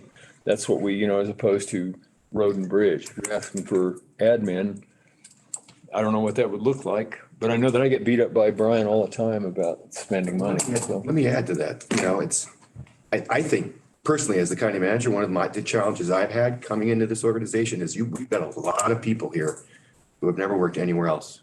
So the only thing they know is Clear Creek County. And that's not a criticism. That's just the facts. That's just the hand being dealt to us, right? We've got so many staff that have never worked anywhere else. So this is all they know. You just in the last 2 years, you just replaced your county manager, your county attorney, your finance director, your HR director, all of whom have tremendous amount of experience in multiple different organizations. Your audit has been happening for the last 2 years. Every single division director except Carl and Matt are new since I got elected. How did Carl slip through the cracks?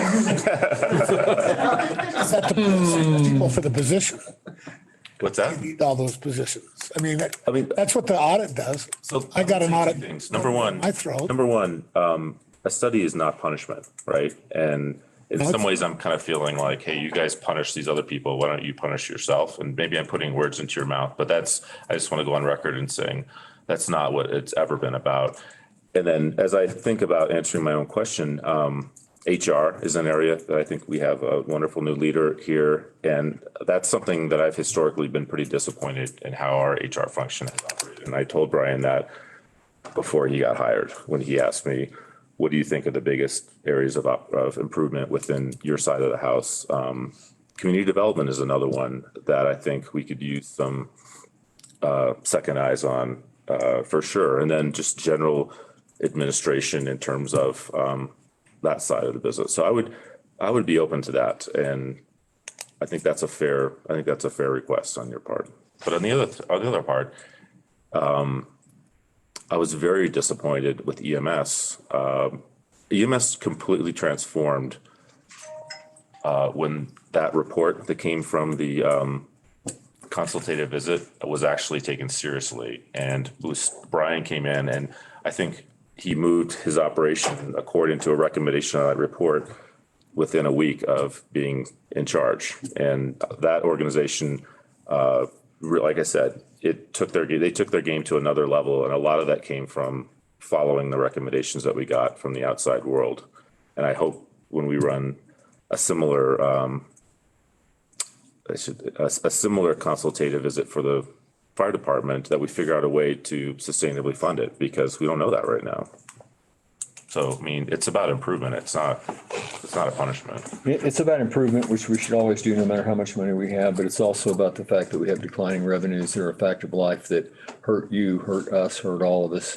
I've been going and trying to reduce little things like 65,000 a year spent on consulting and transportation down to under 10 grand a year by offloading and getting other people to pay for it, doing the same thing in other places. So it's like little chunks that I'm just kind of ripping away and throwing out. We're actually giving up strategic influence by doing that, but understanding it's a sacrifice that we have to make in these things that we're doing. And I would also say that, and I'll say this, it's a double-edged sword, what Brian just talked about. It's true that we've just suddenly overturned almost the entire top end of our administrative staff, which is almost like hiring a bunch of auditors, because like he said, they come from other places where they did things differently. I would offer to Brian that there's also an advantage to having been in the place where you are now, because then you also know more about the place you are now.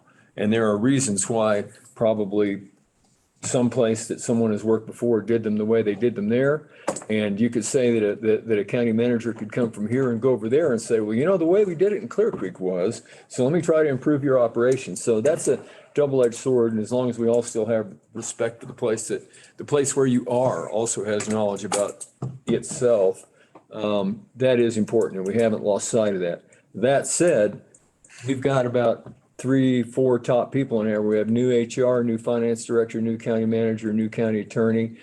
We've just kind of like decapitated the entire administrative structure and brought people in from all these places. And they're questioning everything we do and how we've always done it constantly. It almost feels like we brought in 4 consultants to do that, to question the way we do everything we're doing. That said, I think you make a good point. That's the immediate answer to it. And if there are ways, if there are specific things that you see, like we're looking at, admittedly, a jail that's outdated and beat, and something needs to be done about it. And, you know, you and I have talked about that privately ourselves before, and I've not been secret about my thoughts about the different ways to think about that jail. And, you know, and I'm glad we've had that conversation, but, so there's that. And then there's the fact that we have to make do with less in terms of administration, administrative people that are at the top, commanders. You know, you've got to be able to get by with, well, it has to cut somewhere. Let me just say that. And I think what Sean points out is, what if we just did this? And then you figured out what you could cut to get by, just like everybody else is cutting, might be helpful. I hate to be that. I know I don't want to get too far into your weeds, but I also, I'd like to be a little more thoughtful and just say, hey, you get 90% of what you used to, you know, because there can be good explanations why not, but we brought some things up that I think deserve examination. Yeah, and we have a lot more items to cover, so I think we need to kind of wrap this up. George, I'll come back to you. Sheriff, did you think of your second question? I did. Can I answer your first question? That's good. Go ahead. Sorry, go ahead, George. Yeah. I mean, my answer is I am interested in it. I always like to see data. I like to see independent analyses of things. As of right now, what I see in the senior staff that's new is that they're hungry and they are showing us that they can make some really powerful observations about this organization. And I'd rather work through their observations prior to and see where they can get us prior to saying we need to bring in an independent consultant. However, I am interested in it, some kind of a staffing study or something. And I like where Sean's going around, you know, I don't know what it looks like to try to say we want a staffing study for the 9 or so different divisions we have. And I don't even know if one person could come in with the expertise to do that on 9 different divisions. So maybe we identify, you know, a division here, a division there, and proceed like that. And the only other thing I want to share along those lines is I do remain disappointed that we dropped the Center for Priority-Based Budgeting process. Right. That was this side of the house. Well, that was the whole county's real opportunity to really dig in and figure this out, and we just didn't get there. And whether it's bringing Center for Priority-Based Budgeting back or whatever it is, it's something I'd like us to explore. Yeah, I think that was a disappointment for me too, and I think it was because we had a lack of buy-in from enough people to form it in a way that was beneficial to us. And I think because there's everything about that process that seemed to have intuitively to me the potential for making us better, more efficient, be able to give better service for less cost. And I know it can be an onerous process. I don't know if it needed to be done as onerously as it felt, as people seem to feel like it was being done. But when you don't buy into it, it's going to feel onerous, you know? If you dig into it, if you believe you can make something happen, it usually becomes easier than you thought it was and more beneficial. Yeah, and you, George, Caroline, I would love for you to have a chance to give your own view. I don't want to give you the idea that I want to bring in an outside expert to tell you what to do before you've even figured out how things work around here and how to apply what you learned in the outside world before. But again, to me, that's one of the areas that has the greatest potential to turn this into a higher functioning organization that people want to work at, that people will be proud to work here. But anything else, George, before I turn it over to Sheriff for question number 2? No, thank you. It's a much better way to say what I was trying to say. Sheriff. We're talking about cuts. Have you guys thought about any type of revenue? Because what would it take for me to do a public safety tax increase for the sheriff's office? Okay, we talked about this before, and what I said before is what I still think, which is we haven't really finished the conversation around right sizing of the jail, potentially around what to do with dispatch, around the animal shelter. There are a whole bunch of things that have potentially large financial impacts that are seemingly relatively viable alternatives out there that we haven't really investigated. So my own mind, I'm not going to be on board with asking for the taxpayers for more money until I feel like we've done our part. And I don't think we've done our part yet. Yeah, I think part of the deal is I think you bring up something that's really important. I think to know what it is and what it looks like when we do it needs to be informed by having done the best we can, solving some things that look like they can be improved so we know what size of an ask we're going to make. And also so that we can demonstrate that we've done everything we can and we can absolutely say with confidence, we're at the absolute bare bones minimum and we still can't make it. And if the taxpayers want this service to be done properly, they need to pay. So they really expect us to be able to look them in the eye and do that. And so until we've fleshed out and finished these conversations about the big ticket items of jail and dispatch and stuff, it's hard for us to be able to do that. And it's hard for any of us to know what size that ballot measure might look like or that other source of funding. That's what we did with EMS, right? We did the consultative vision. We had the report before we actually went and asked the taxpayers for money. It's what we're in the process of doing with the emergency service district with getting, because we signed a extension of the MOU for the fire district, but it's only for 2 years. So that allows us to have some time to figure out what to do. So if we need to go back to the voters, which I think we probably will, we'll actually be doing it from a position of strength and good information and having kind of turned over all the rocks. And then we did the same thing with Road and Bridge, although Carl's team did that one internally. But basically all the data came out in terms of here's what's going to be required to keep your roads as safe as they are now. And we backed that into what the tax increase was. And we also did a major reduction of administrative overhead of EMS prior to that to begin with. We got our EMS to where it was at a level that we now had a better understanding of what really was required, bare bones, in order to know what we needed to be and right size a tax to be able to perform what we knew was really needed. Yeah. And we've got better, I think we've got a better organization as a result now. I don't know necessarily, you're saying bare bones. I think that maybe has some negative connotations too. What I mean is, I don't want to go any further than the way I said it. I just Okay. want to say that we got down to what we needed and we knew we needed, and there were administrative reductions that seemed to have no effect on the performance of the organization or perhaps even improved it, and which was an interesting result.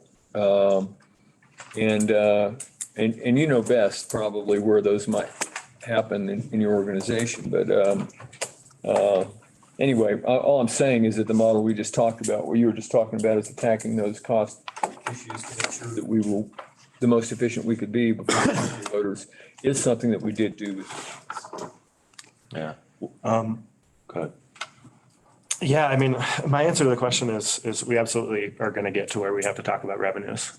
$2.3 million, which is the deficit that's proposed to us right now, is equal to 7 mills organization-wide. And my commitment is to not kill programs that the public values or dramatically reduce service levels without giving the public the opportunity to pay for the government that they want, right? I think there's work between that line and where we are today to figure out how can we maintain adequate service levels, not kill any programs like altogether.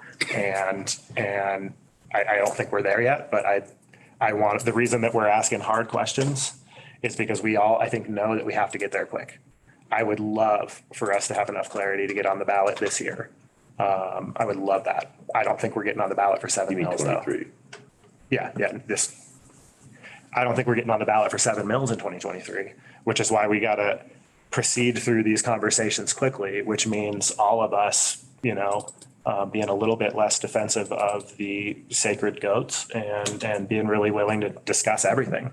The other thing that did I say sacred goats? I don't. You can ask me about my religious preferences later. I've not been to that church. That's a term I've never heard of. Because the other thing that we're going to have to do when we get on the ballot is be on the other side of that hard conversation about which programs could be eliminated so that we can bring that conversation to the public and say, here's what X tax increase would pay for, and here's what will not exist in your government if it's not approved.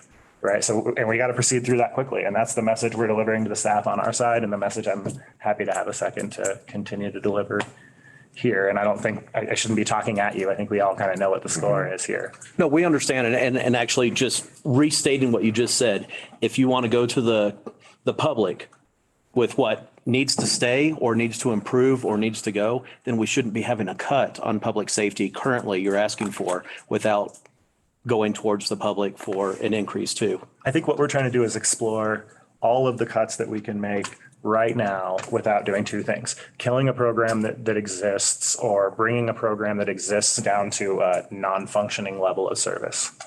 So that would be next year after this budget's approved. And I know that's a tough decision to be making right now. I'm not trying to mitigate it, but when we're already looking at it, have looked at it, and we're coming in with all these new eyes, that's next year. I mean, we're having this conversation because I see things that could possibly be adjusted this year. In 2 weeks, Yeah. in 2 weeks. Yeah, I mean, I'm looking at a budget that has a bunch of vacancies funded, and I don't hear a striking argument that every single one of those vacancies needs to remain in the budget. I agree with that, particularly the ones that run counter to the KRW report's recommendations. How we proceed over the next 2 weeks or so, big question in my mind, but those are the facts that I see right now. Yeah, I'll give you guys a chance to have the final word, but what else is left? We have a lot of other stuff to cover today. What else is left with the sheriff's department? With the sheriff's department specifically, I think that's it. Okay. Do you guys have anything to add before we move on to the next topic? Other than maybe the very last bullet, which we could skip to that one. Okay. The very last bullet in your agenda memos asked us to develop a 10-year history of the general fund expenses. You had a second question that I think actually came before that one, which was also the same kind of data on public health. So it's all in that one document attached to your packet titled Operating Expenses by Division. So that gives you a 10-year history of expenses dating back to 2024. I think it's the far right two columns give you a comparison between 2017 and the proposed budget. 2017 being when we first started making budget cuts based on the closure of the mine. You'll note that from 2017, when the cut started, we've increased the budget 41%. So whatever cuts were made in 2017 certainly did not do a very good job holding the line. Now, a lot of that could be salary increases, right? So at least some of that salary increases, but at Can we- any rate, that's your 10-year history of the general fund. I asked for this. Count revenues. No, It was it's asked, not net of revenues. Chuck. it was a request of expenses. Yeah. Okay. I had asked for this analysis. I'd love to see it to the extent we can be inflation. We know the raises that we've given, and we can find measures of inflation over that period of time. Without that, it's exactly the observation that Brian said. Wow, your expenses have gone up 46% during a 6-year period of cutting. That doesn't quite make a lot of sense. So Is this just for expenses or for FTEs and everything? Or what are your That's expenses. That's your expense over that 10-year period, employees, everything? everything. and You the can't count revenue. Because No, when Keith was here, he said, for expenses. cut 7%. So we cut like 4.5. But at that time, we redid our tickets and stuff like this to bring in more revenue. And that's how we got to the 7%, was we cut some. Yeah, that was- And then the revenues were going to be more. That was through a cutting exercise. This specifically was a request for what do our expenses look like for the last 10 years? Right. Revenue is Yes, my important, but calculator. we were focusing on expenses for this exercise. That. All yours. look at revenue. What do you think? Do you think it's reasonable to look at also expenses net of revenue? I mean, net of like intergovernmental revenue or something, with an OPM, net of other people's money. I think it's an interesting keep exercise, coming in. you know, that we can go through. There's an awful lot of administrative stuff in the organization like. Just canceled. benefits administration. Right, to go home. We don't bring in revenue per se. So I guess it would just be important to understand it and what is it you want to try to see. But yeah, we could absolutely do that. There's a lot of groups in the organization that bring in money specific to their operation. That's true. And we've done the same thing, like I know in our planning department, for example. Planning, fire, EMS reimbursements on medical insurance and so forth. I think it's fair to do the same for the sheriff's side. Public safety, it's still part of the same public safety of fire and EMS. And I don't think we've done that for any division. But I'd be interested I to see. don't understand how that's helpful. I mean, it does show how much damage, if you want to call it that, it does to the general fund, which is one of our charters, is to figure out a way to not run out of money. But as Maria said, it's a bunch of parts of the general fund that aren't bringing in anything to, recoup its own costs. Yeah, plus, I mean, every dollar that's saved, no matter what your net revenues is, a dollar saved from the general fund. Right. I mean, it's great that planning or the sheriff's office brings in revenue, but that's covering the expense of the attorney's office, my office, finance, Yeah, HR. some of the expense, yeah. Yeah, okay. Anything else? I wanted to add on this expense, so everybody's on the same page. Sheriff, want to make sure you understand. This is intended to capture recurring expenses. So salaries, benefits, supplies, software. You typically replace 3 vehicles a year. That's a capital expense, but it's recurring and we're doing it every single year. So that's in here. Whereas opposed to Road and Bridge, they had a massive construction project in 2014 that is not in here. But their ongoing paving operations, ongoing pothole repair, that is in here. So I just wanted to clarify that. That's helpful. So an average and recurring revenue should help offset on that same theory that you're just stating. Yeah, we can do that. We can run that number. And so looking at your current numbers on the sheet that was put out, we're already 5% down from 2014. And we've gone from 79 FTEs up to almost 81 and dropped back down to flat 75. Just a public statement more than anything at this point, but just putting it out there. Correct. In most departments, we're asked to do a pretty significant cut in 2017 in FTEs. Yeah. And we see that big drop happen. You are correct. I mean, I would observe the same thing, that the sheriff's department is sort of appearing lower than almost every other department in terms of FTEs and costs. The increase, you mean, or decrease, whichever? Yeah, the lowest increase or the greatest decrease, wherever the side it lands on. Also being the largest expense too.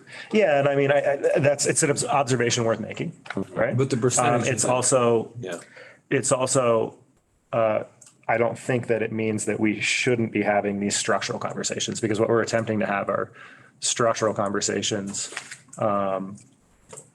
Not trying to avoid a meaningful conversation, but if you want to talk public safety, we can look at different theories that are 40% of a budget for a police department or sheriff's office, or 60% for all public safety. But then you're going to have to start lumping in 60% of that budget is also covering coroner's office to fire or EMS or, some of the DA's offices. Police In this departments case, aren't paying not. into it, In but this case, not, yeah. so. I mean, it's just hard to do that. Like Gunnison, I looked at Gunnison County, they've got $125 million budget. It's because they run a hospital, right? Like, we're all so different and unique that, anyway. So I just wanted to make that observation and also state that the structural conversations have a continued need to be had. In spite of what's pretty clear, the discipline that you've shown. Yeah, the sheriff made a good point that we need to continually reexamine ourselves as well, which we feel we have been doing. But I have to say this, we are examining ourselves. And a bunch of department heads out here that I'm asking and telling that we're gonna cut their budget. And so they need to come to me and say how they're gonna help us cut, or we're gonna do it for them. There's no willingness on that side of the table right now to come with any kind of a suggestion of a willingness to help us cut our budget. It's all about justification of why I need this, or why I need that without any willingness to say, I'll go back and kind of take a look at my budget. Because these guys out here, they're gonna cut because we're gonna make them. But there's no willingness to come to us and say, we recognize we got a problem here, a structural problem with our budget. And there's no willingness to even discuss cuts. I represent 8,500 to 9,000 people. Okay, So do we. that's right. And it's not just an overnight thing that I can do in 2 weeks to cut my budget. Budget started in June. And can I talk without being interrupted? Go ahead, sure. Can I talk without being interrupted, Brian? Thank you. I'm not denying this, that we are all on a budget cliff. I know in 2027, we're going to fall off a cliff. I think there's other stuff that other people can be doing. Yes, I agree, there's stuff that we could be doing, you know, but I have to look out for the safety and security of 8,500 people in Clear Creek County. Getting rid of dispatch, to me, that's not one of them. To me, that's going to affect this county in a negative manner so much that I've told you before that I won't be the sheriff. The jail, we can look at the jail. But you also said that you're going to do an RFP to do a study on the jail and dispatch. And I have not seen anything or had any communication with anybody. We had one meeting when before Bruce passed away. Between Brian, Bruce and I forget, I think it was just us. And I have not seen anything. So I was kind of waiting for that. Why should I waste my own manpower to do a study that the RFP is going to do? Because I'm busy down there. I'm not, you know, I got to assign people to do this stuff You're not hanging on. along with their other jobs that they got to do. So it's not that I'm not doing anything. I was waiting for an RFP to do the study. I've been talking to people. I got people that'll come in here and you got people that'll come in here and talk about JeffCom. I got them against, you got them for. So that'll be a mute point in bringing anybody in here. The jail, I got people lined up to come in and talk when that gets down to serious quotes and stuff like this. I will get you the numbers that you're requesting. I'll draw you the picture of everything and get it down in writing, maybe make a PowerPoint. But I'm not doing anything. I got you. I mean, And I don't like to be told that I'm not. one of the things you mentioned, you represent 9,500 people, all of us do. And again, numbers without context are a little dangerous, but this one is so different that I wanted to just throw it out there. I've been looking at other counties, and Gunnison County's 15,000 people, and they have a larger budget. Their public safety budget's 5.3 million. It's almost half of ours. And what does that mean? I don't know, but it's darn worth looking into. And those are some of the things I think that we collectively as a team haven't been doing enough of. And then, yeah, in terms of dispatch, I welcome that conversation. And I would invite you to do your homework before you show up, because all I've really heard so far are high level fear thrown out there about taking risks with our citizens. I would just say, yeah, you'll need to quantify those when we actually have that conversation. I think the point you're making is that you have opinions you've heard from others who are third parties that disagree with that. Is that correct? And the financial numbers are profoundly different. And we can't not have that conversation because, I mean, you've seen the numbers that Idaho Springs got, and they're profoundly different. But we can talk about some other time about the services that they're going to lose also. And the funding Jeffco actually has with their business and residential population compared to ours too. Different funding structure. I'll look at some Talking about Gunnison. what it would cost our taxpayers. I don't care what their funding is down there.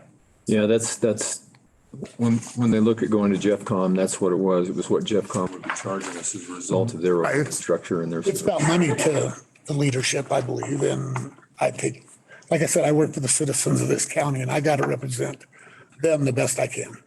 Right. And you said that a few not times. just about- And I take a little bit of offense that you're suggesting that I don't, and that's not true. we want to make sure that, I certainly want to make sure, let me just speak for myself, that that a dispatch operation that we have effectively serves the people of this county and helps you do your job properly. And there may be different ways of doing that. And we should all be open-minded to it. And it's not like you're about the people and we're about the money. I didn't run for this because I was about the money. And I think you know that. I know that. Okay, so, and I would never, ever accuse you of not being here for the people because I know you. There isn't any doubt about I'm not accusing you of not being here for the money. I think being here for the money, just the money, not. well, Yeah. it's, I gotta look at the big, I mean, yes, we gotta cut the budget. I understand that. But there's certain areas that we can't, to me. So I encourage us to get specific in these conversations. And because we can have the back and forth about who represents who, and all of that. I don't find it helpful. The final comment that I think I have to make is that this organization has a history of having these conversations on a basis of sort of leverage and power and maneuvering. And I'm not trying to accuse any one person, nor do I think any one person is entirely guilt-free of that. I think we're trying to transform into the kind of organization that has these conversations based on facts and data and our values and honesty. And I want to encourage us to the extent we can, stay in that space and be in the weeds together, discuss the facts and figure out what to do. I don't think anybody in this room isn't here because they care about the people they serve. So, Right.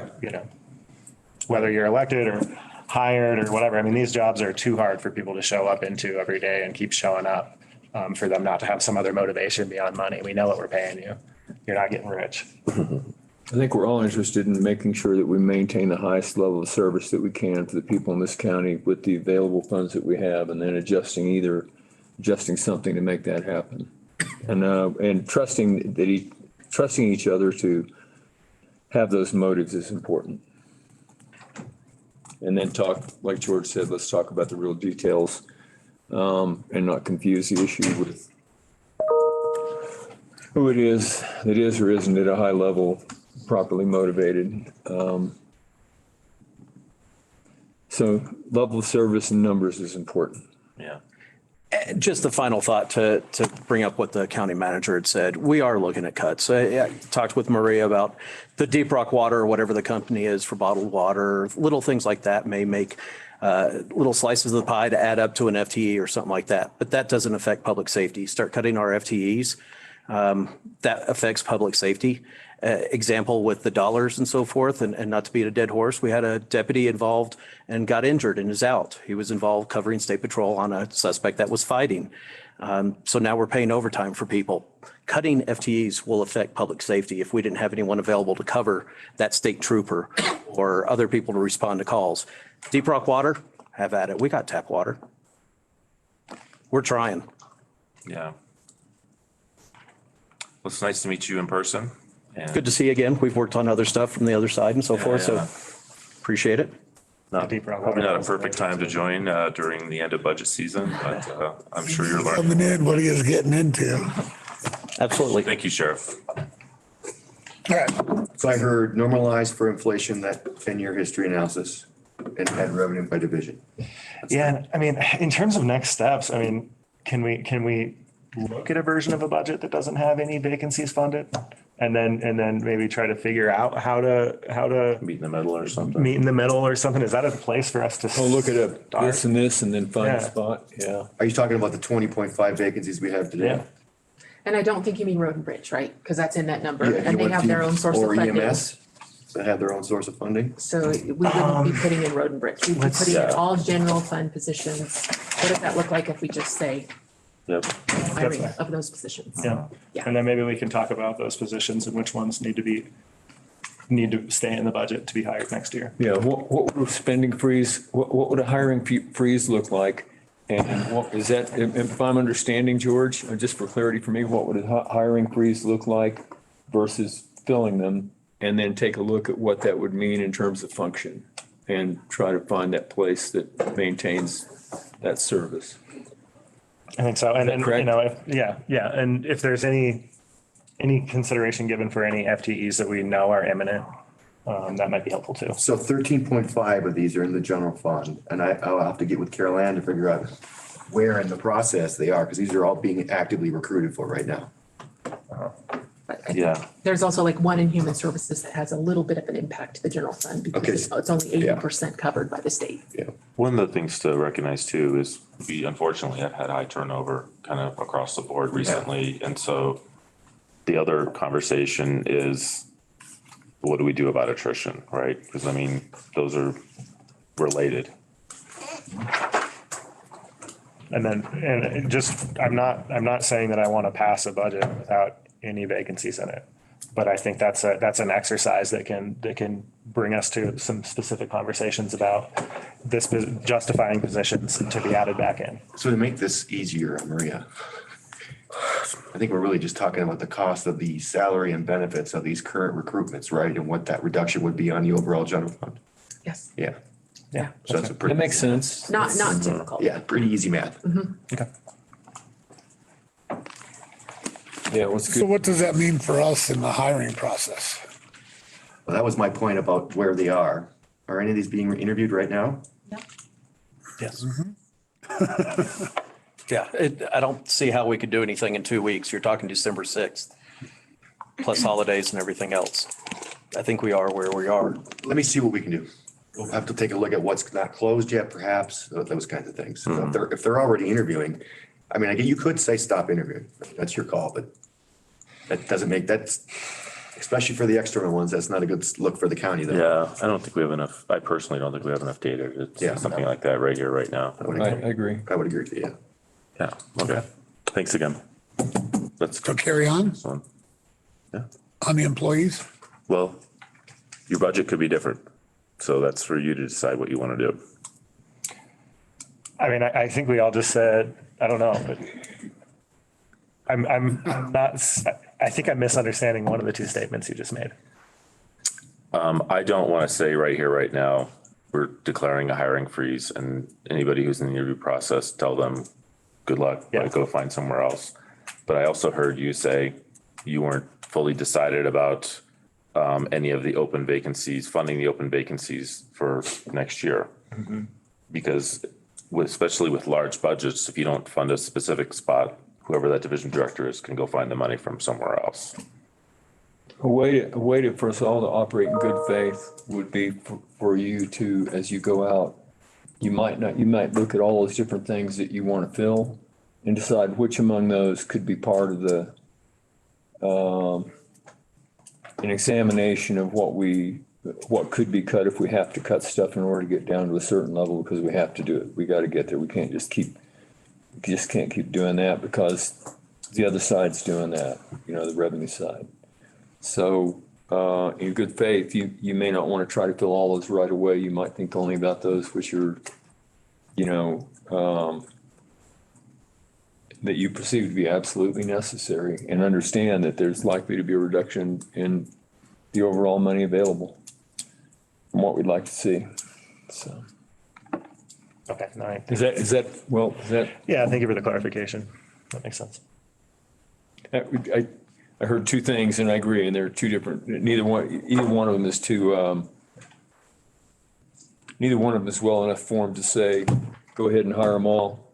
No, it's a hiring freeze. I think we're asking you to take the spirit of this conversation and look at who you're hiring at this moment and act conservatively and judiciously to realize that we're continuing to have this conversation. Because the real question is, hey, what are you guys going to do on December 6th? I don't know the answer to that right now. For myself. I think we have a little more work to do. Okay. All right, thanks again. Can I ask one more request? Sorry. If the sheriff's office is brought up again, because we both have other work to do today, if the sheriff's office is brought up, please call one of us and we'll come back down. It's brought up, today in this meeting? Right. Yes. Okay, Yes. Yeah, absolutely, sure, for that's sure. fair. Is that fair? 100%. Thank you. Thanks. And you know, I'm coming down, two of us, I think, are coming down for a jail inspection Yeah. for this. Do you know when? Done? 5 minute After mile break? this is done? Yeah. How long do you think this meeting, hold on just a second, Sheriff. How long do you think this meeting's gonna last? Well, that's gonna be up to you guys at the end. I mean, we've got, I can do it a different day. We could do it like early, right after lunch, like early afternoon. Whenever you want to come down, I just, We'll give you a heads up maybe when we're like a half hour away from showing up. that'd be great. All right, thanks. Right, and if for any reason it goes long, or if something changes and we don't do it, I'll call you up and we'll schedule another one in the next few days. We just have to do it this year or we're gonna get in trouble. Whichever. All right. All right, Thanks thanks. a lot. quick 5 minute break. Yeah, quick bio break. I'm back at 10:30.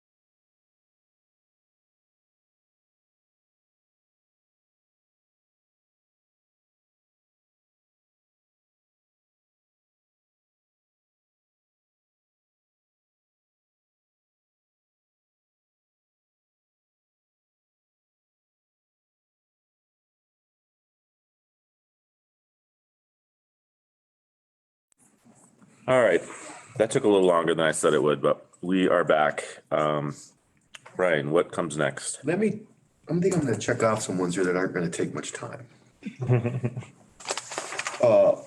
So top of page 2 in your agenda memo, you asked for the number of suicides in 2022. So we gave you a breakdown of the number of suicides in the county back to 2017. And you'll see that was at a spike in 2019. It's been pretty steady at 4. So Those numbers came from the coroner's office? yes, sir. And just to interrupt on that, reflected in the budget will be the change of the coroner status to a full-time status. There won't be a separate resolution on that. So I just wanted to let the board know that. That is so interesting. I mean, they're small numbers. The 10? Yeah. I would have figured that would have happened during COVID or, yeah. Yeah. You asked us to develop a long-term building maintenance plan. And I've had some quick conversations with staff, but that's something we'll get done first half of the year. I know we've got some I think they've got some 10-year capital plans. I know that are out there that we can use to kind of refine, but definitely on the plate as a priority. I'm gonna skip transit and come back to that. Provide a menu of options for CSU extension. That bullet gives you some of their basic programming that they offer. I just in the last week received a follow-up email from the extension office that's more specific to Clear Creek, and I just have not had the time to go through that yet. So I need to do that, with the friendly reminder that any ad here is just an ad to the expense of the general fund, so. And it's programming, it has not happened since pandemic started. She was doing some stuff. Well, yeah, a little bit. Yeah, that's true. You asked us to update the short-term rental revenue estimate, and we did that. We increased the short-term revenue estimate by 35,500, and it now totals 85,500 in the proposed budget. You asked us to develop a better estimate for the 2022 rafting permit fees. So we reduced the 2022 estimate to 9,100, and the proposed budget now reflects that same estimate of $9,100. Question? It's just a lot of money and I don't know what we're gonna do with all of it. $9,100? What caused it to be reduced? I can't answer that. I can. Oh, okay. It was purely my fault, Commissioner. I did not understand that all of that revenue is basically done. Oh, It doesn't come in evenly throughout the year. It was my lack of knowledge of how that revenue is earned. So you prorated it over time and did a Correct. percentage increase? Correct, Okay. correct. just to comment on that, and this is, and I already sent you the question, I'm just notifying the board. I think looking at what we're charging on those permit fees next year is a conversation we need to have. That was the nature of my comment about what are we gonna do with all that money? Yeah. Well, you asked us to review fees, and I will tell you that some of the fees, as staff built the budget for the proposed 23 budget, were reviewed. I can't say that they all were, so that is something that we're gonna be taking a look at. Especially something like rafting fees that aren't coming in now. We can take a look at that now and get that increased if we need to, but, yeah. And I did, when we're talking about rafting fees, this is off topic, but I spoke to the owner of a rafting operation about the 1,000. Remember we had a conversation about if you had less than 1,000 trips, you didn't have to pay the county surcharge or the per head fee. He confirmed that that should be pretty much no one. Everybody has. Like if you're in the county and you're offering service and you're a viable shop, it's impossible to run a season and having less than 1,000 customers. Cause you think about that, I mean, would they charge $7,000? How are you gonna run an operation on $70,000 of less than $70,000 or $100,000 of revenue? It's impossible. Yeah. So I think this is something that we should look at, including those observations. I know Idaho Springs has observations, and the timing is for us to try to do that in Q1 if we want to make changes in time for the rafting community to respond this year.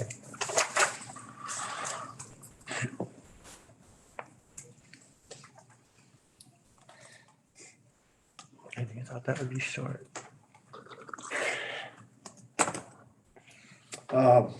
You asked us to provide, we're projecting an increase in our CTSI costs.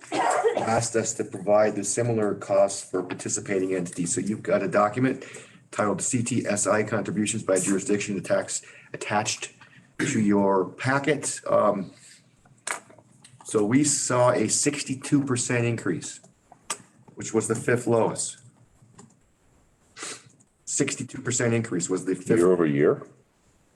No, that would have been A from, 5-year change. Okay, there you go. And I think it's actually like 10% per year. Maria has sent out a new copy of that to your email inbox so you can easier read that, but it's also up on the screen, but. Yeah, in the packet, it's spread over like 4 pages, but it's easier to read it all on one page together. So I emailed it out to you as one page. I think that was my Yeah, fault. sorry, it's kind of That- small in here. My fault, as I saved it wrong, I think. Up at the top with the. But again, it does go to show you that we're not experiencing the increases that others are, even though ours was 62%. And I know that formula includes our own claims experience. I know we have. Right, I just don't want to cut off stuff. Yeah. We know that the events happened years ago, but that the settlements haven't happened yet, right? And so am I right to expect that after some of this stuff, that if we end up settling on some of the stuff that's out there right now, we'll cease to be the fifth lowest at some point in the future? I think that's exactly correct. Okay. Yes. Yes, I think this worksheet, if you just look at the bottom line, CCSI total premiums increased from 14 million to 20 million in a single year. And that 20 million has to be spread somehow. So claims loss experience factors in a little bit. And they go, they use years that they consider essentially closed and put to bed. So they've used years up through 2019. They have yet to consider anything that may have happened in 2021 and 22. If there are some larger claims on our end that will settle in that timeframe, I think you're exactly right. We can expect our premiums to jump even more and one of the higher percentage increases in the pool. Although who knows what's happening in all those other counties over the same time frame. Who knows? Something catastrophic happened. I mean, Jump from 14 million to 20 million. yeah. Yeah, no doubt. Who doesn't know is the Washington Post. Just throw that out there. Well, dropping back to that suicide rate, I just looked at national suicide rate and it looks like we're somewhere between 3 and 4.5 times the national average. Of course, we're small enough population. We're small enough population for that to be potentially anecdotal. But it's interesting though to see that if you compare the average of these last 6 years to 2020 rates, just trying to take a guess at it. Because that's what I pulled up immediately. It was 4.5 times. If I just take 2020 compared to 2020, it's 3 times the national average. So Although I believe our coroner said a significant number of the suicides were people who didn't live here, who came here to get away from their homes to do it. And So I'm not and sure that's- how that skews the numbers. yeah, and I'm not. I thought about that when I said it and looked at it, but I just thought it was interesting. That's why a little bit of that in a population this small could be considered an anecdotal aberration. But it was anyway. It jumped out. Yeah, I mean, I think we had asked for that to try to understand the costs of the coroner, because there's no difference in the coroner's costs based on where the person lived. As far as trying to understand But it's not a reflection. what's happening with of our behavioral health and population. suicide in our population, I think. Yeah, and I'd like to. Conversation. Yeah, and are these numbers total suicides that took place inside the county, or are they suicides of our residents? Do we know that? Suicides inside the county. That's Okay. okay. So I think it's All a right. fun, Incident maybe even report, half of them are people who came here to do it. maybe.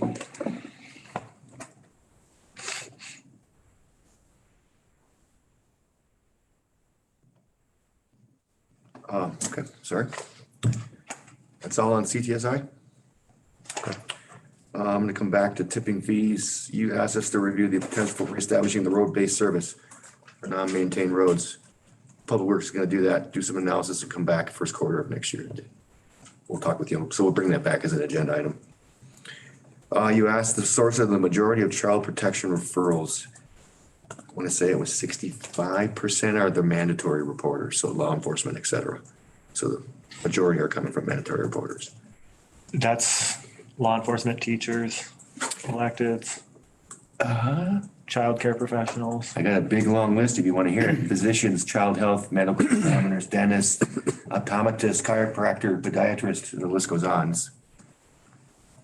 School officials, mental health professional, dental hygienist, veterinarian, firefighter, registered dietitian. It's a big, long list.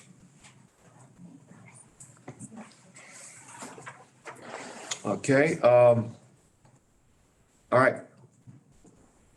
We have transit. Let's go back to tipping fees. So you asked us to provide a year-to-date expenses for Timberline versus the savings realized in tipping fees. So we budgeted $80,000 in tipping fee expenses. We're projecting we're gonna spend $57,000 in this current fiscal year. They estimated the savings of $46,000 in additional tipping fee expenses due to the staffing shortages and the fact we're not open all those days, that we would have been expending even more if we had been open. However, there's a hauling expense involved with Timberline that's $77,000 just September through December.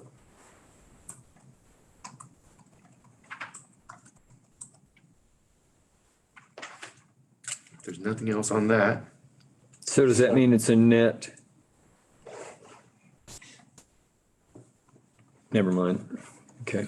Feels to me like it probably costs us the same to be open 2 days a week as it would to be open 4 days a week and haul in house. Yeah, I think that's correct, Commissioner. We're not really gaining anything by being closed because we still have to get it all down somehow and we have to hire someone to do it for us. Although opening 4 days would be even more expensive. Well, I think that's, yeah. Opening 4 days is, yeah, I mean, it's basically a manpower issue more than anything. Yeah. The volume, what you see in the lines at the transfer station indicates that there, obviously, a lot of stuff's getting squeezed into those 2 days. Yeah. Is that correct? I have a question for you, Carl. Okay, well, cool.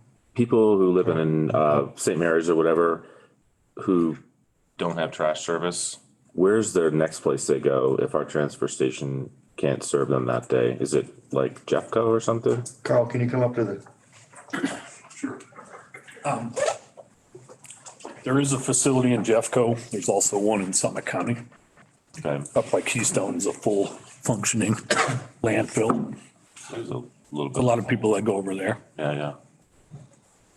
And then there's the obvious option of just transitioning to a hauler, a private hauler. I didn't think they had private service in St. Mary's. Maybe I'm wrong about that. Oh, you were asking specifically that same. Yeah, specifically St. Mary's, most of those companies will not go up there Yeah, it's just. because of road conditions for the time of the year. Viable. I thought you were gonna say the other alternatives to dispose of it another way. Good. one alternative is to have a private hauler operate our transfer station. Let them charge whatever Then charge they the wanna public what they charge. want to charge. Yeah, that's interesting. That'd be worth investigating.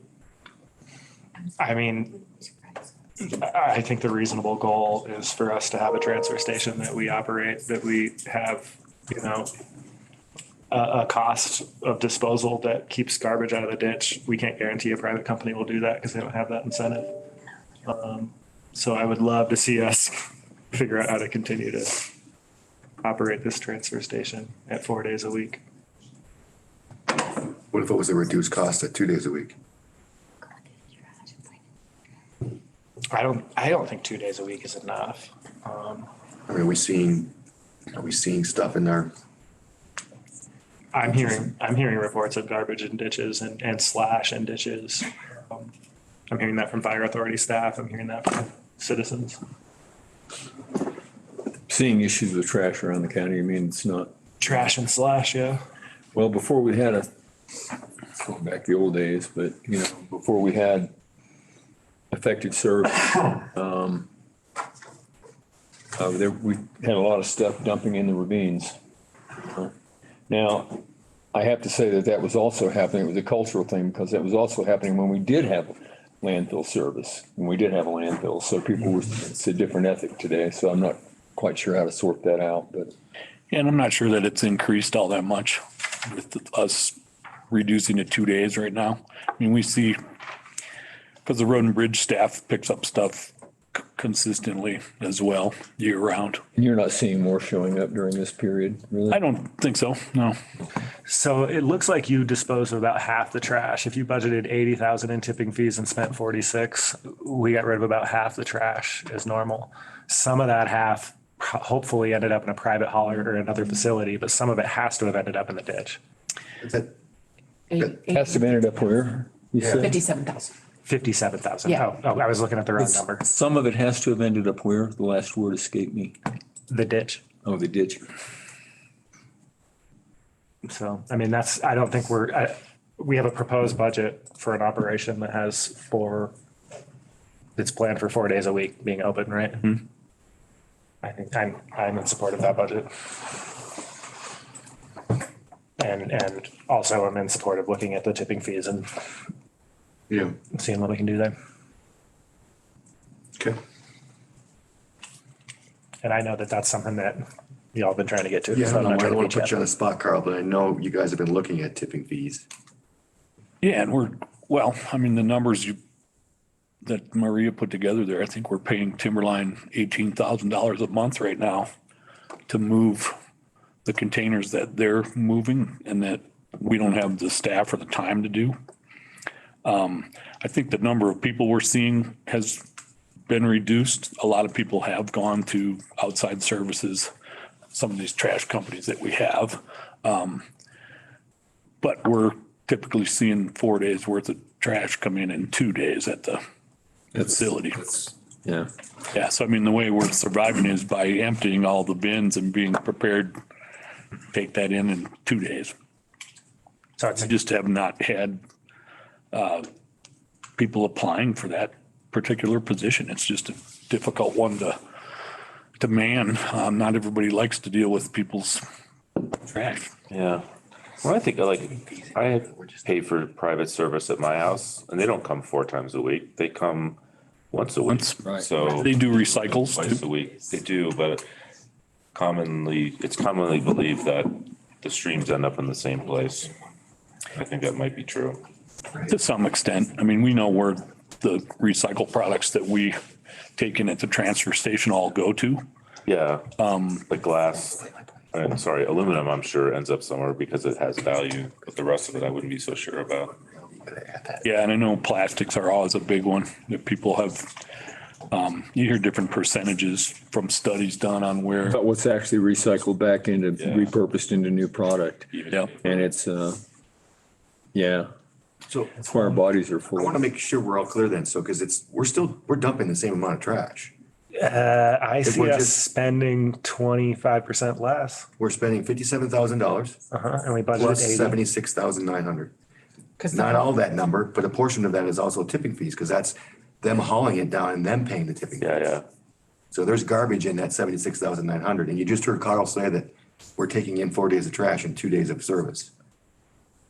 So there's trash being dumped in that 76.9 as well. Yeah.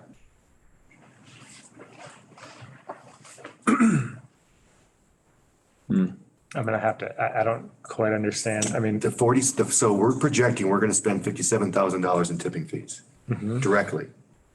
The rest, that's September, just through December, $76,900 paid to Timberline. Some of the 18,000 a month that Carl just said. Them driving it down the hill and paying a tipping fee.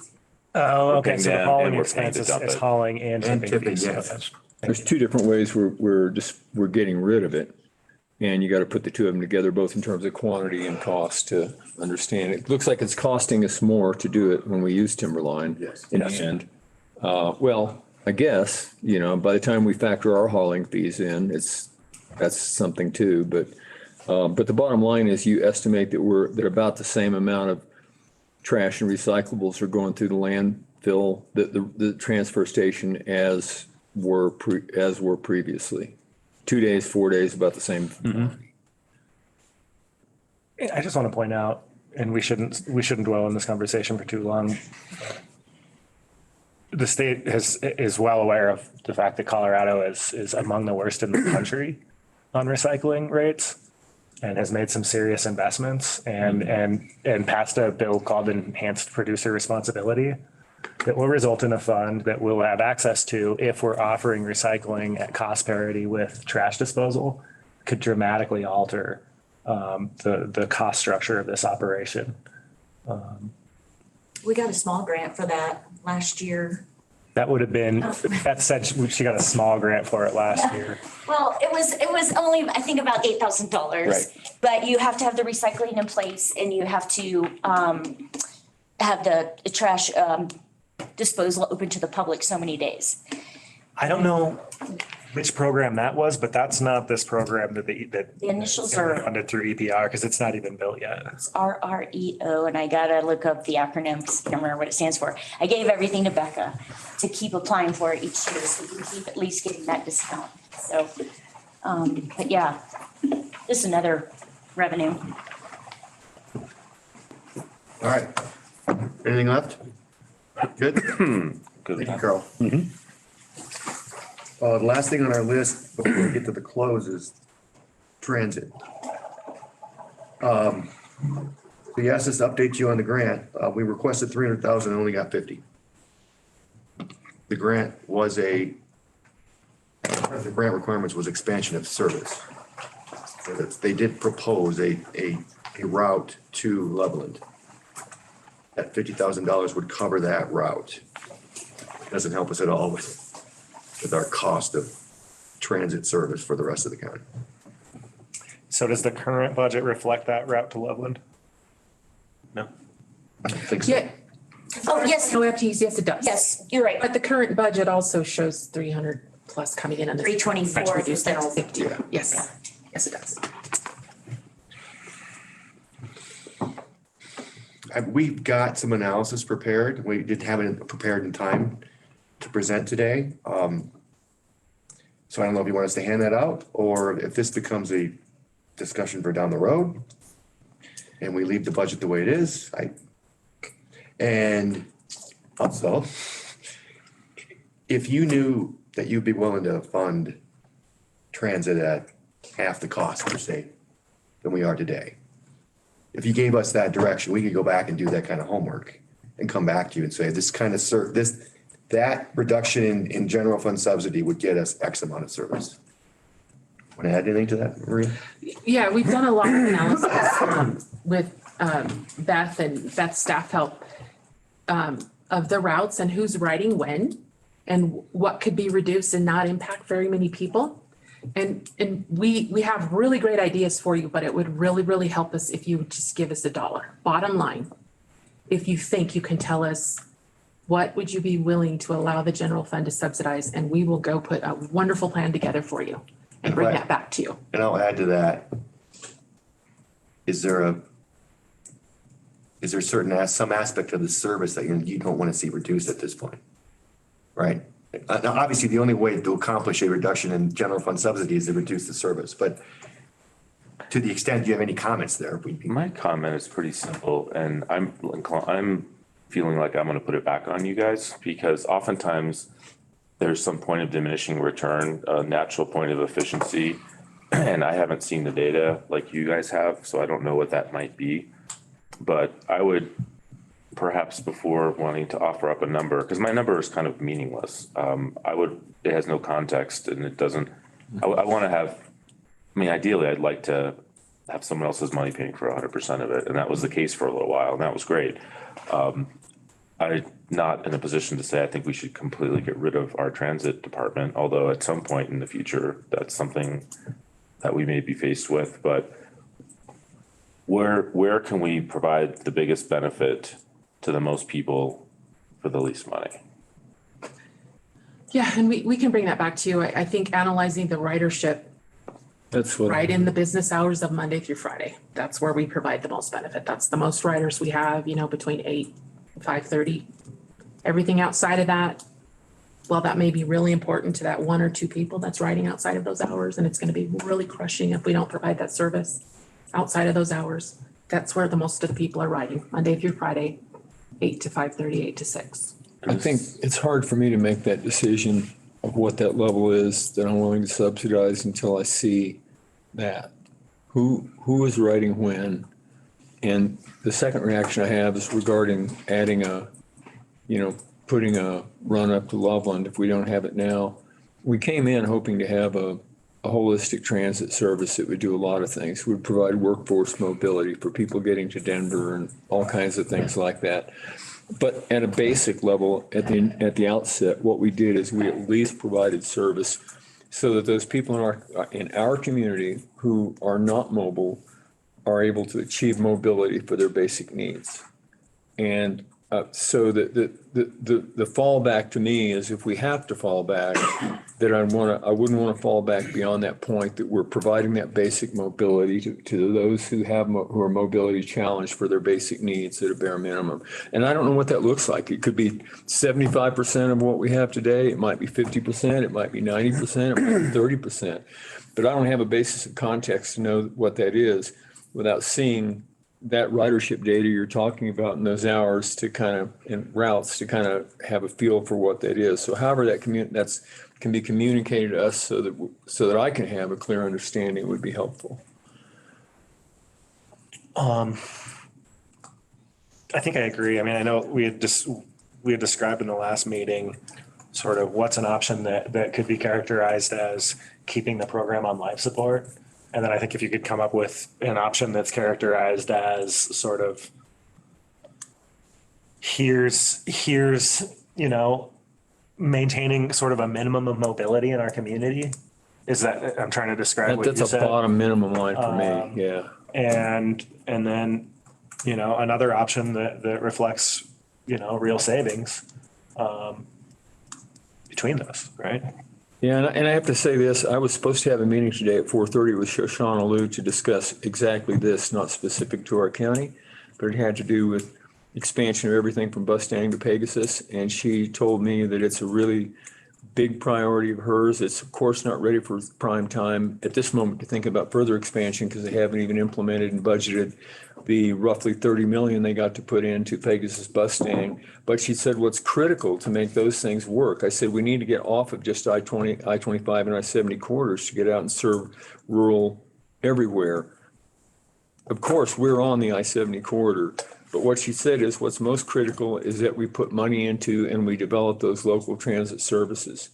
We know that Summit County is just got a gigantic amount of money to put into increasing the size of their transit service, and we didn't get funded for the basic service we're providing. So unfortunately, that conversation we were going to have at 4:30 today was just put off that's why I was on my phone a little bit ago, till after Thanksgiving. But I want to have that discussion because there's something wrong with the picture if they're talking about dumping, millions of dollars into certain counties and leaving those who are least served unfunded. So that's goes beyond this. I'm just letting you know that I know what I'm going to be talking about when we get together right after Thanksgiving. The other thing I have to say on this topic, and thank you for adding that, is just like the conversation we were having with the sheriff's office, I don't know that we have to make a decision, have those options be well thought out and fleshed out in order for us to make a decision in 7 days. So I guess I would like to see us, sort of not set that kind of deadline and understand that we're about to pass a budget that is going to get a lot of work mid-year and that we're likely to see, so I don't know if you call it a supplemental appropriation when you're reducing the budget mid-year, all that. But we can invent that term and then we can proceed sort of understanding that that's how we're going in terms of timelines. The other thing I'm curious about is, obviously we have employees over there, and if we're making decisions to eliminate positions that are currently filled, that would be the first time this organization has made a decision like that. And so how can staff advise us in terms of,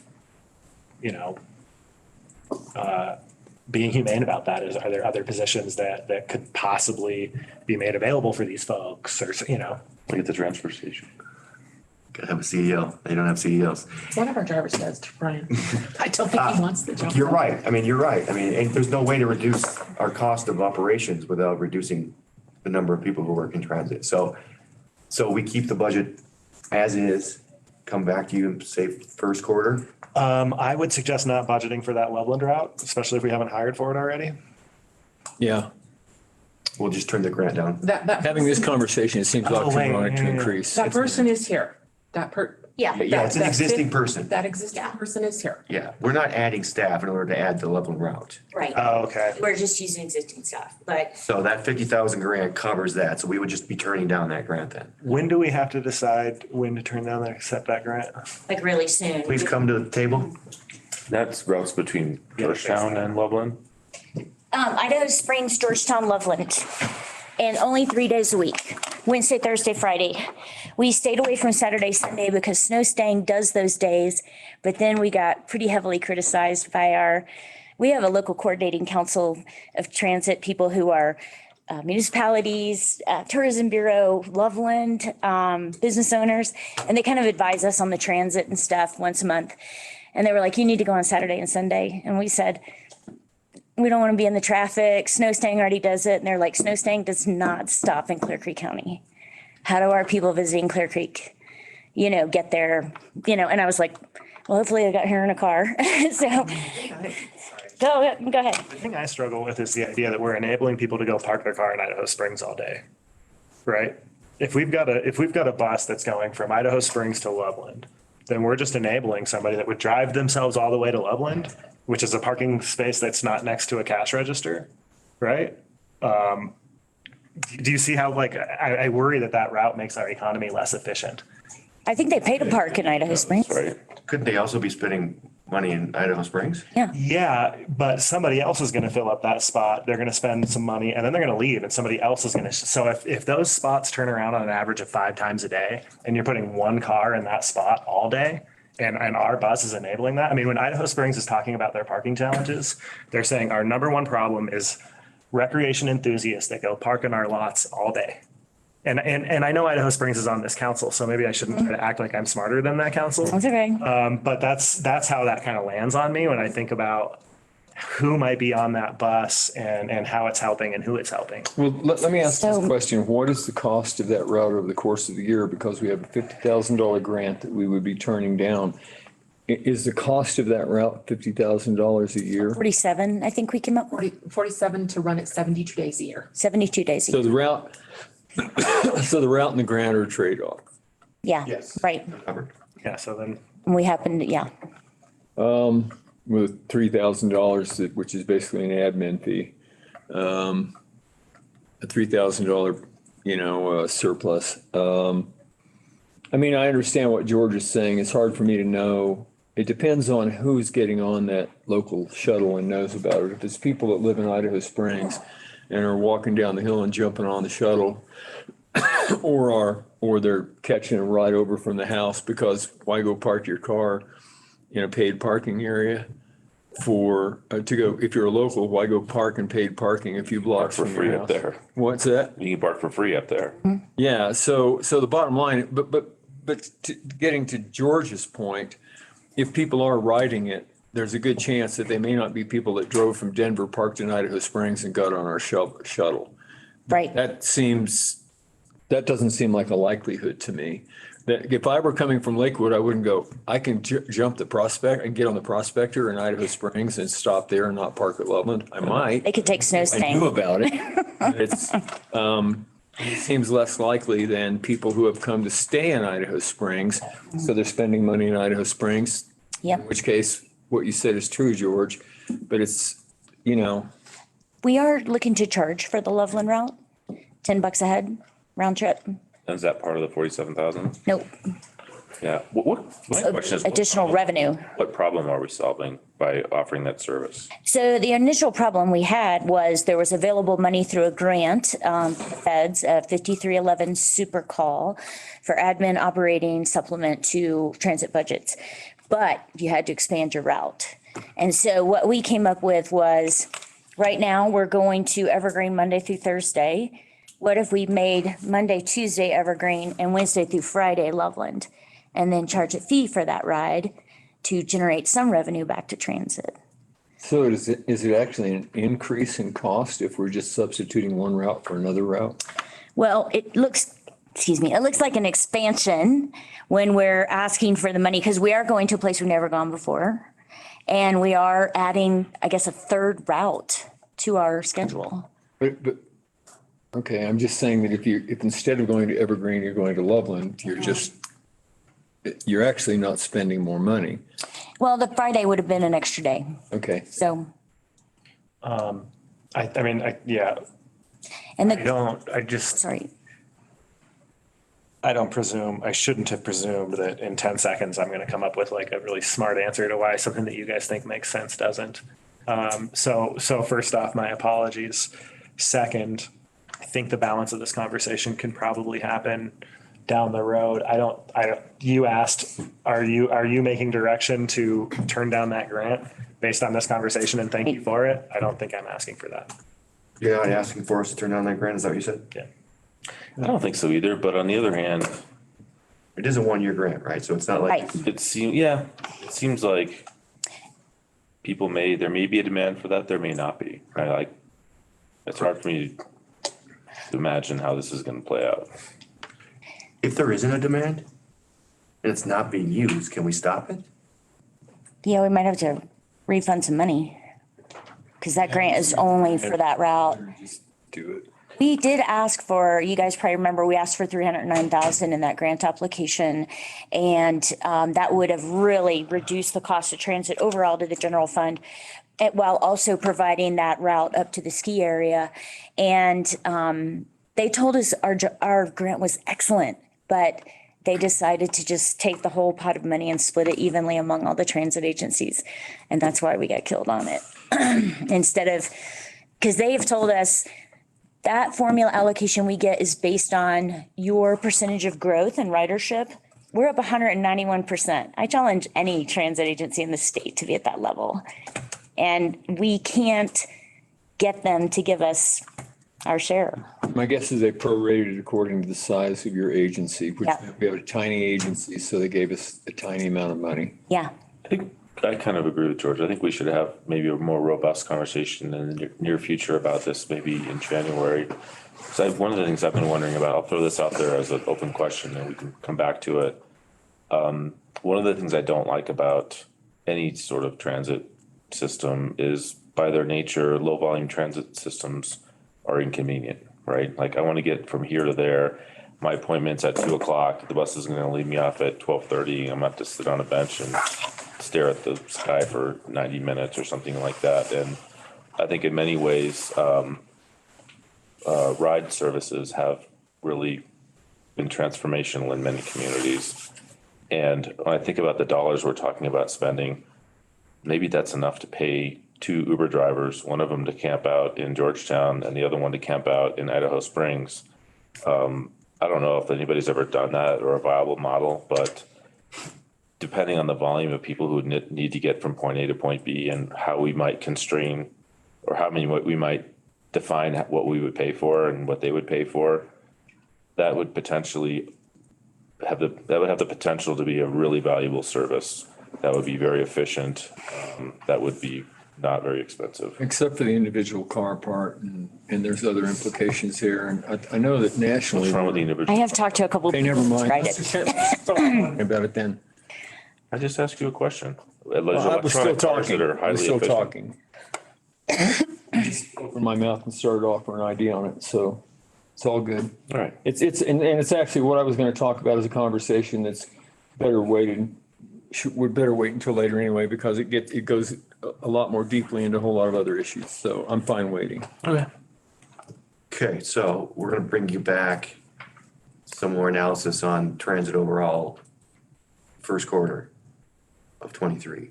What does that mean for Loveland route? We're turning down the grant, or are we? I don't know. I mean, I think if staff thought it was smart to turn down the grant, we'd hear a recommendation to do so. I'm not hearing that recommendation. I don't feel like right now I'm ready to say, I think I'm smarter than you, don't take the grant. Yeah, I think my view is to take the grant and then continue the path and come back to it in a later conversation, which could be in that first quarter, like Sean suggested, I think a little bit ago, or somebody did. So, One season trial. yeah, I mean, let's just stay the course, and I would take the grant because there's no loss to us in doing it. And it gives us time to think about that whole parking thing, especially when we see who we might, we can do it and see who's riding that route. And then And then we can more, in a more informed manner, address George's question, which is about, is it a net positive or negative to the local economy and the convenience? If it's locals riding it and it's not tying up parking, that's one thing. If it's tying up parking and then we can reconsider it down the road. I suspect I'll be painfully wrong on that one. Idaho Springs is on the local coordinating council, and they probably know their parking system and their economy better than I do. So this is probably an example of me getting excited by an idea for about 10 seconds and retreating as fast as I can. Well, it's nice to know you're always thinking. What else we got? That's our list. That's the agenda memo that had all your outstanding questions in it. Maria and I were talking at the break. Is the issue of the 10-year historical analysis and adding revenue and how we do that. Maria, finance doesn't bring in any revenue, but she spends a lot of time on certain things that do bring in revenue, like lodger's tax, for instance.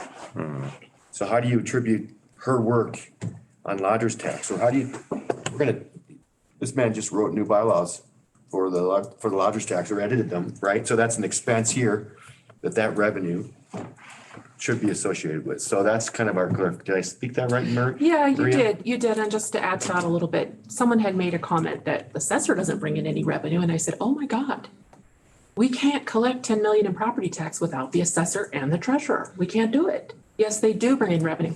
It's not specific to their division. It's not showing in some report, giving them credit for 10 million. But when I prepare this report for you, and maybe you were all intelligent enough to, you don't care, and you'll just see property tax at the bottom all by itself and lodging tax at the bottom all by itself. But I didn't know how to spread that revenue and credit it against some of those divisions.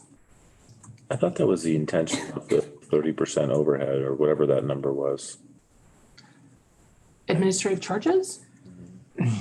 Yeah, we can show the administrative charges in the departments, Because, but we don't charge an administrative charge for the assessor. Oh, yeah, we don't charge one for the general fund. Right.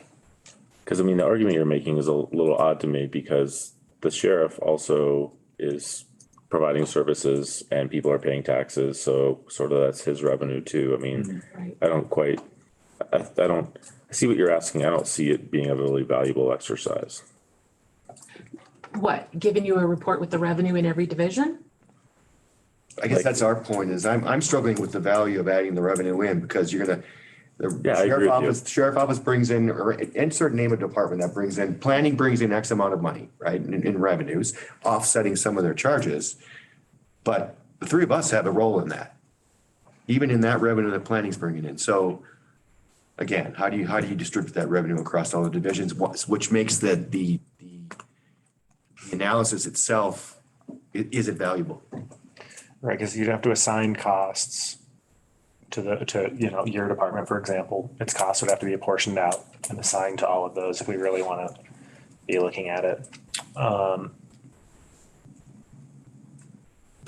we can, this is not hard to put together. We can put this together for you, just keeping in mind that at the bottom of the worksheet is going to be property tax, lodging tax, all kinds of revenue that's not attributable to a specific department.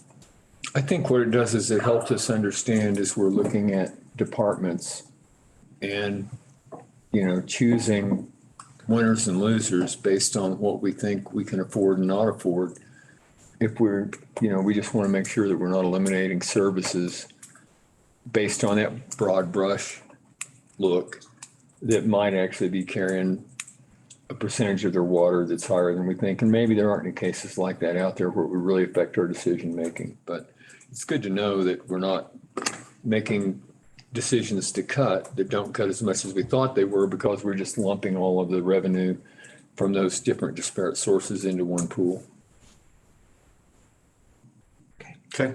Yeah, I don't see it being hugely valuable to say Pete did X, Y, and Z, and so we're gonna give him so much credit for this particular tax. How would you even do that? It's just totally arbitrary in my view. Okay. I can also see we're using the same logic at the one level up when we say things like the road and bridge fund is whole. We don't have to analyze the road and bridge fund, right? Within a department, if we're saying, well, our ability to process building permit applications as whole, because we have fees that are covering that cost, so we don't have to consider cutting that service, right? So that's where, like, That's where I was coming from. I don't have specific, Yeah. direction. Actually, what I think I'm learning is that you all are both of you and the rest of the staff is, you're good analysts. And if we ask good questions, you give us good answers, we can keep asking questions. Let's proceed like that. We certainly give you data. A simple way to say what I was saying is let's understand the net financial benefit of a decision at the end of the day, so that we're not just looking at one side of it. We can do that. One of the things is this, I'll bring this up to the sheriff. I'm not going to call him up here to open my mouth about this. But when he was talking about, well, we could go raise our revenues and we could increase now that I thought about that, like, why aren't we already doing that across the board? Why aren't we already charging the full fair value of what we can charge for everything we're doing in this location? Review of fees was another item on your list from November 1st. And a lot of departments do that as they build their FY20, as they build their proposed budget numbers. But we're going to go back here in this first quarter and take a look if there are any others that can be increased, but they do get looked at. Now, I can't Well, I speak for the mean, sheriff. I've been around here long enough to realize that a lot of them get looked at sort of, not accidentally, but it was kind of like, oh, wow, we haven't looked at that one in 4 years. And then it'll come up and Yeah. then people will sort of forget about it for a good while. Well, I see, I'm used to a fee schedule and that where we would bring in you a fee schedule that shows all the. Yeah, we have one. We have a little brochure. But bring it every single year. But bring it every single year, Every year. right? And so that's not something that we do here in the, it might be a county thing for what I know, I'm not sure, but I'm used to having a fee schedule. It's got every single fee that we charge. Yeah. And you get to see that every single The year. assessor does it. Remember that little colored piece of paper that we get once a year? The abstract. Yeah. Always chase It's not something. comprehensive. It doesn't have STRs. Maybe it does now. I don't know. Well, at any rate, we'll get you that analysis with the revenue, and that's our list. So we're tracking towards a December 6th budget approval. So we asked a lot of questions. We spent a lot of time in the weeds. What are our big takeaways? Are we going to see the same budget? Well, I guess the follow-up that I have, Hey, sorry. That's all good, man. we are bringing you on the 12/20, that, Chris, that's the jail repairs will hold separate, right? Because those are coming on the 12/20 agenda afterwards. So you asked us for continuing the analysis of the cost of the inmates.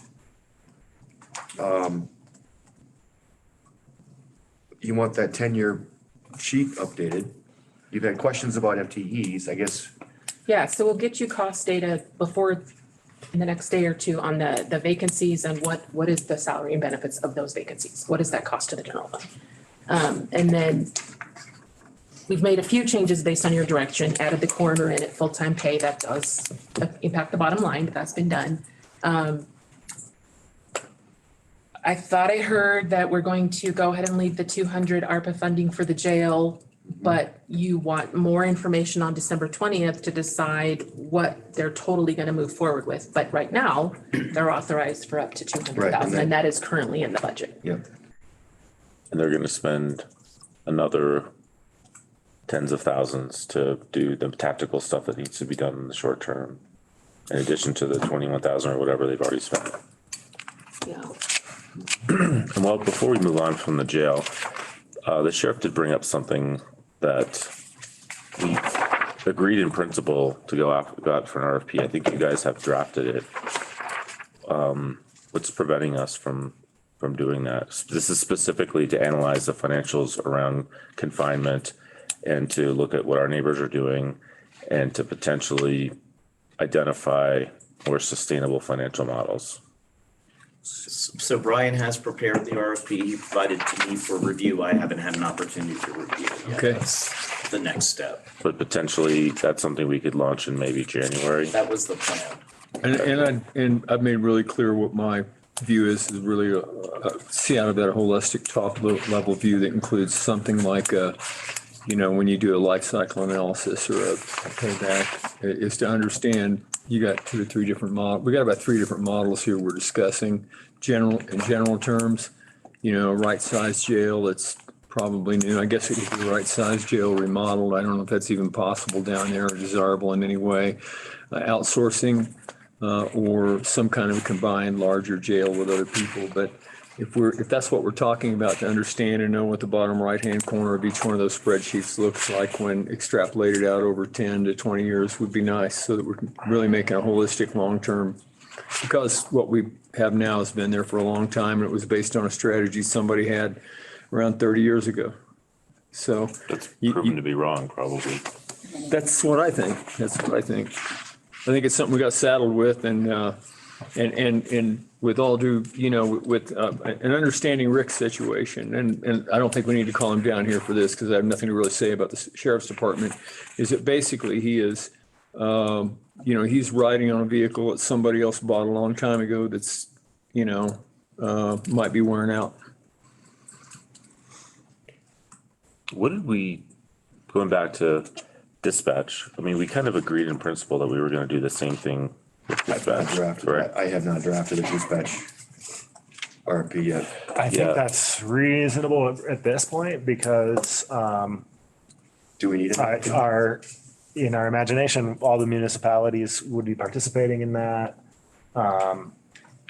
And we'd be analyzing like the impacts of all 5 of those jurisdictions in the fire department moving. If Idaho Springs makes a unilateral decision to move, I think we have a conversation to have about what the scope of that looks like. So if I could just make a suggestion, I don't know that you need a request for proposals for that. I think you can do a solicitation. Brian can prepare something in conjunction with our office to send out to Jeffcom to find out what that would look like. I'm not sure that we need to go for a request for proposals for a consultant to come in Because just to reach out to Jeffcom, because that is the likely entity. I don't know that we're looking to go with anybody Well, else. that's what KRW already did. I think there's 3 paths. There's keep doing it like we're doing it. There is outsource to Jeffcom, bringing the rest of the stakeholders and users in the county with us. Well, I guess technically they could do whatever they want. And then I've heard, I think Rick, the sheriff, talk about, well, maybe we could do a regional center with Gilpin or something like that, which financially I cast a jaundiced eye at, just because, Jeffcom already did that, and it wouldn't seem like the numbers would pencil out for us to do that with a small base. But I think those are essentially the 3 potential paths. But do we need to pay somebody to walk through those numbers? Probably not, especially, and then again, I mentioned, or I kind of hinted at, I've informally seen some numbers from other Jeffcom activities, and they look a lot more compelling than even I thought that they did. Which I think maybe what we need to do is kind of what I alluded to with the sheriff, is have some conversations and work sessions and really be able to give him the opportunity to surface his public safety concerns around that, and give him the opportunity to justify why we're spending the money that we're spending now. Does the direction to do a solicitation that Peter's suggesting come from that meeting? I'd like to kind of give the sheriff a heads up that we're doing that, maybe before we officially give you direction. Yeah. I think so too. And I mean, especially given, the Idaho Springs is going to take a vote this month on whether they're leaving or not. It's going to change the way we choose to approach this conversation if they decide to leave. Unilaterally. Yeah, because everything's gonna, So, yeah. the economic scale is gonna change at that point. So rather than rush and make a solicitation for a presentation that we know won't happen until January, let's see how things play out over the next month. And All right, so do this in January. So Yeah. come back with an item in January. Yeah, but I mean, I want to make sure that the sheriff understands what we're wanting to do, because, he's made it clear recently that he feels like he's been blindsided by some conversations, and I'm saying this publicly.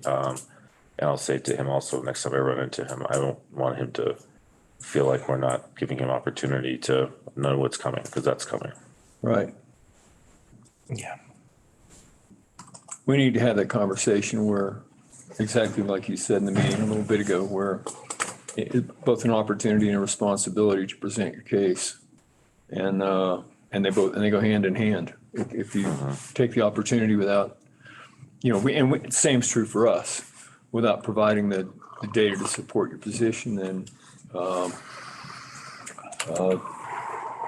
you're not likely to have a good outcome. Okay, so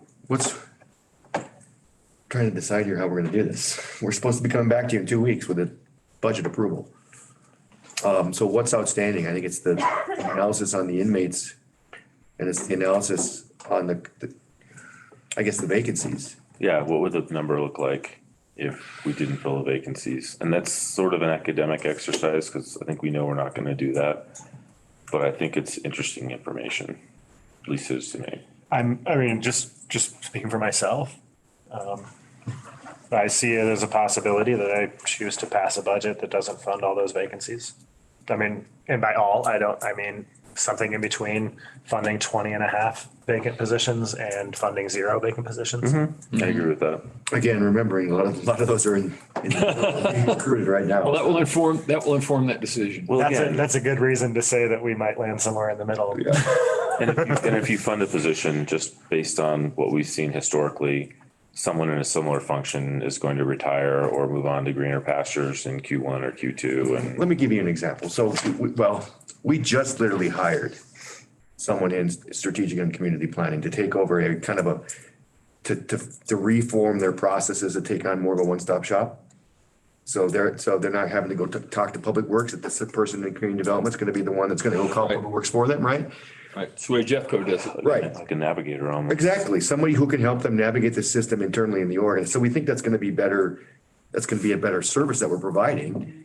I'm not remembering now the 2 positions that are on here. I know one of them's code, but The second position is the person who took the new permit job. tech, it's the permit tech. Yeah, Yeah. so she it's, vacated her current job and took that new position. right. And so it's a permit tech job that they believe that they need in order to, if we're going to accomplish the process improvement, right? You probably still need that permit tech. I haven't talked with them about that yet. Well, actually, we're talking about hiring the permit tech and then not that code enforcement officer position to kind of a trade-off. But those are the decisions we're trying to reach. And it's also where the savings comes from in the end, right? In terms of our budget dollar. Well, I'm really glad we're doing that, because when you walk into Jeffco, you don't get, there isn't a maze of stuff that you find that you got to go see this person, this person, this person, this person. You may have to eventually and have certain inspections done.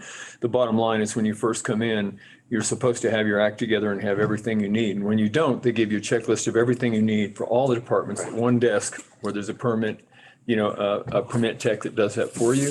And then you go back out and you fill in all the gaps so that you come back with something, with everything for engineering, for everybody. The building department, engineering, site, everything in your package, and one person is your concierge that gets you there. No wrong door and no surprises. So, go ahead. Since it's a code enforcement position that you're talking about, I think it's reasonable to ask the question. I know the county attorney's office is heavily involved in code enforcement. And you guys are saying, what else could we do to augment code enforcement? I wonder if an assistant attorney is part of that answer. I know that's on the unfunded list as well. I know that costs more than a code enforcement position, but maybe that's something that you guys could have some dialogue on and. I guess I don't see the correlation between an assistant county attorney and code enforcement. Well, we will be prosecuting all zoning and code enforcement cases, so I think that's what. Yeah, notices a violation, et cetera, come out of the attorney's office. And so I don't know. I'm not saying that I think I know we can do that. We're taking I'm saying over that from the I'm asking DA. you guys to think about it a little bit. And, Okay. But in terms of what impacts your decision on the 6th and the numbers that we have to give you, I guess it's the budget without vacancies. Is there anything else at this point? Is it easy, or do you already have the information in terms of what the fully loaded costs of each vacancy are? We have a fully loaded cost.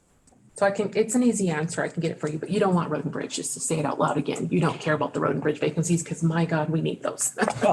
And they have a source of funding to cover it. So you care about the other vacancies that impact the general fund. bridge, and you said EMS, but there aren't vacancies. Yeah, Right. that was me that said, I meant. General Yeah. fund vacancies So we're are not what I'm talking- focused on. I Correct. think Yeah, what we're it's not focused on. it's not a difficult answer. I can get it to you by end of day, maybe by noon tomorrow. I can promise that. Get it to Brian, he can get it to you. And I think, I mean, we're gonna have a public meeting and we're gonna make a decision, but you need to have something that's ready to sign too, which is a little bit tricky. We have to put it in the packet. Yeah, and I think what we've done in the past, Brian, is you've kind of had some one-on-one conversations with the three of us individually, not to violate sunshine laws. And Sure.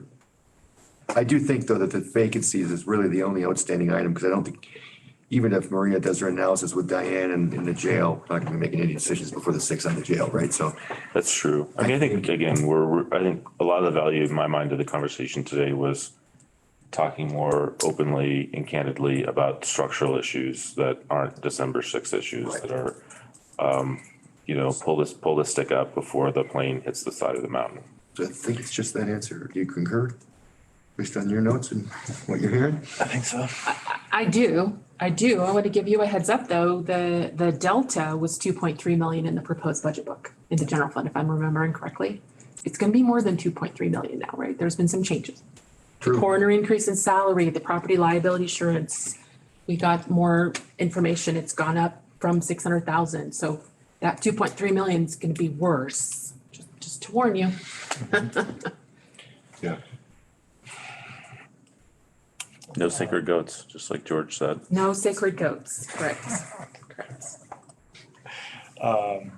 Yeah. I guess, I don't think I have anything else in my head, actually. I want to clarify one thing, but I'm hesitant to clarify without the sheriff. And you said a little bit about the E911 projects and capital and wanting to take a pause because there's a lot of capital planned in the E911 budget, which is a special revenue fund. It's not general fund, it's special revenue. It has its own source of funding, has plenty of available fund balance. Are we pausing and not putting that in the budget? Or are we budgeting it and not doing the work right now? I think maybe the latter. I'm speaking for myself, maybe the latter, because it sounds like we're going to be coming around in January and having a much more informed conversation. And like George says, we can always create a negative budget amendment. And the statute does contemplate negative budget amendments. I think that would be a supplemental disappropriation. But Money appropriated is money available to be spent. That would be my only concern. So you're suggesting, well, I don't want to put words in your mouth. An option we have would be to not appropriate any expenditures on the E911 fund until we see capital projects that we are willing to fund. Correct. And then do a supplemental appropriation at that time. Because we did clarify in the past, the E911 fund is a fund that could be used to pay a provider such as Jeffcom for direct outsourcing. Correct. So why would we spend capital money when our path is unclear? And I think the answer is we shouldn't. Agreed. At this time. I agree with that. That's your decision, sir. But Yeah, she's right. it was a rhetorical question, just to be clear. What I suggest, trying to act in good faith with the sheriff, is that we let him know that we had this conversation. That's a very easy change to make to the budget on the day of, and let's make sure he knows that we had this conversation and then continue it with him in the room. Yep. Yeah, you would change the resolution if Yeah. they do it the day of. I also need to have a conversation with Diane to make sure that what I've identified as capital is not a maintenance agreement or a utility cost. Yeah. Right, want to make sure. Let's do that. And in a larger structural sense, this decision to do that is actually a temporary budgeting decision. It's not a structural decision about our path forward. It's to say that since we don't know our path forward, we're going to cross that bridge when we come to it with a supplemental appropriation. So we didn't make a decision today after you left the room on what we are doing. We just said we don't know what we are doing. So we therefore are going to leave a zero in there for now. Okay. What else do you need from us? I think we're good. So we have an executive session to finish our exciting day. Is that true, Pete? Yes, you too. Okay, so then the board moves into executive session to discuss the following matters. Pursuant to CRS 24640224B and E, for the county attorney to meet with the Board of County Commissioners for the purposes of receiving legal advice on specific legal questions pertaining to the funding, operation, organization, and purpose of the Clear Creek County Tourism Bureau, and to determining positions relative to matters that may be subject to negotiation or determining negotiating strategies or instructing negotiators with regard to an amended agreement with the Tourism Bureau. And then pursuant to CRS 24640224B for the county attorney to conference with the Board of County Commissioners for the purpose of receiving legal advice on specific legal questions concerning the organization, role, and governance of the county's Open Space Commission. Second. We have motion and a second. All in favor, say aye. Aye. Motion carries. The board will now move into executive session. No written minutes will be kept. No decisions will be made. For those of you who might be watching or here, this concludes our normal public topics for the day. We are going to leave this meeting open and return just with the purpose of completing the meeting at the end. So it's the end of the day.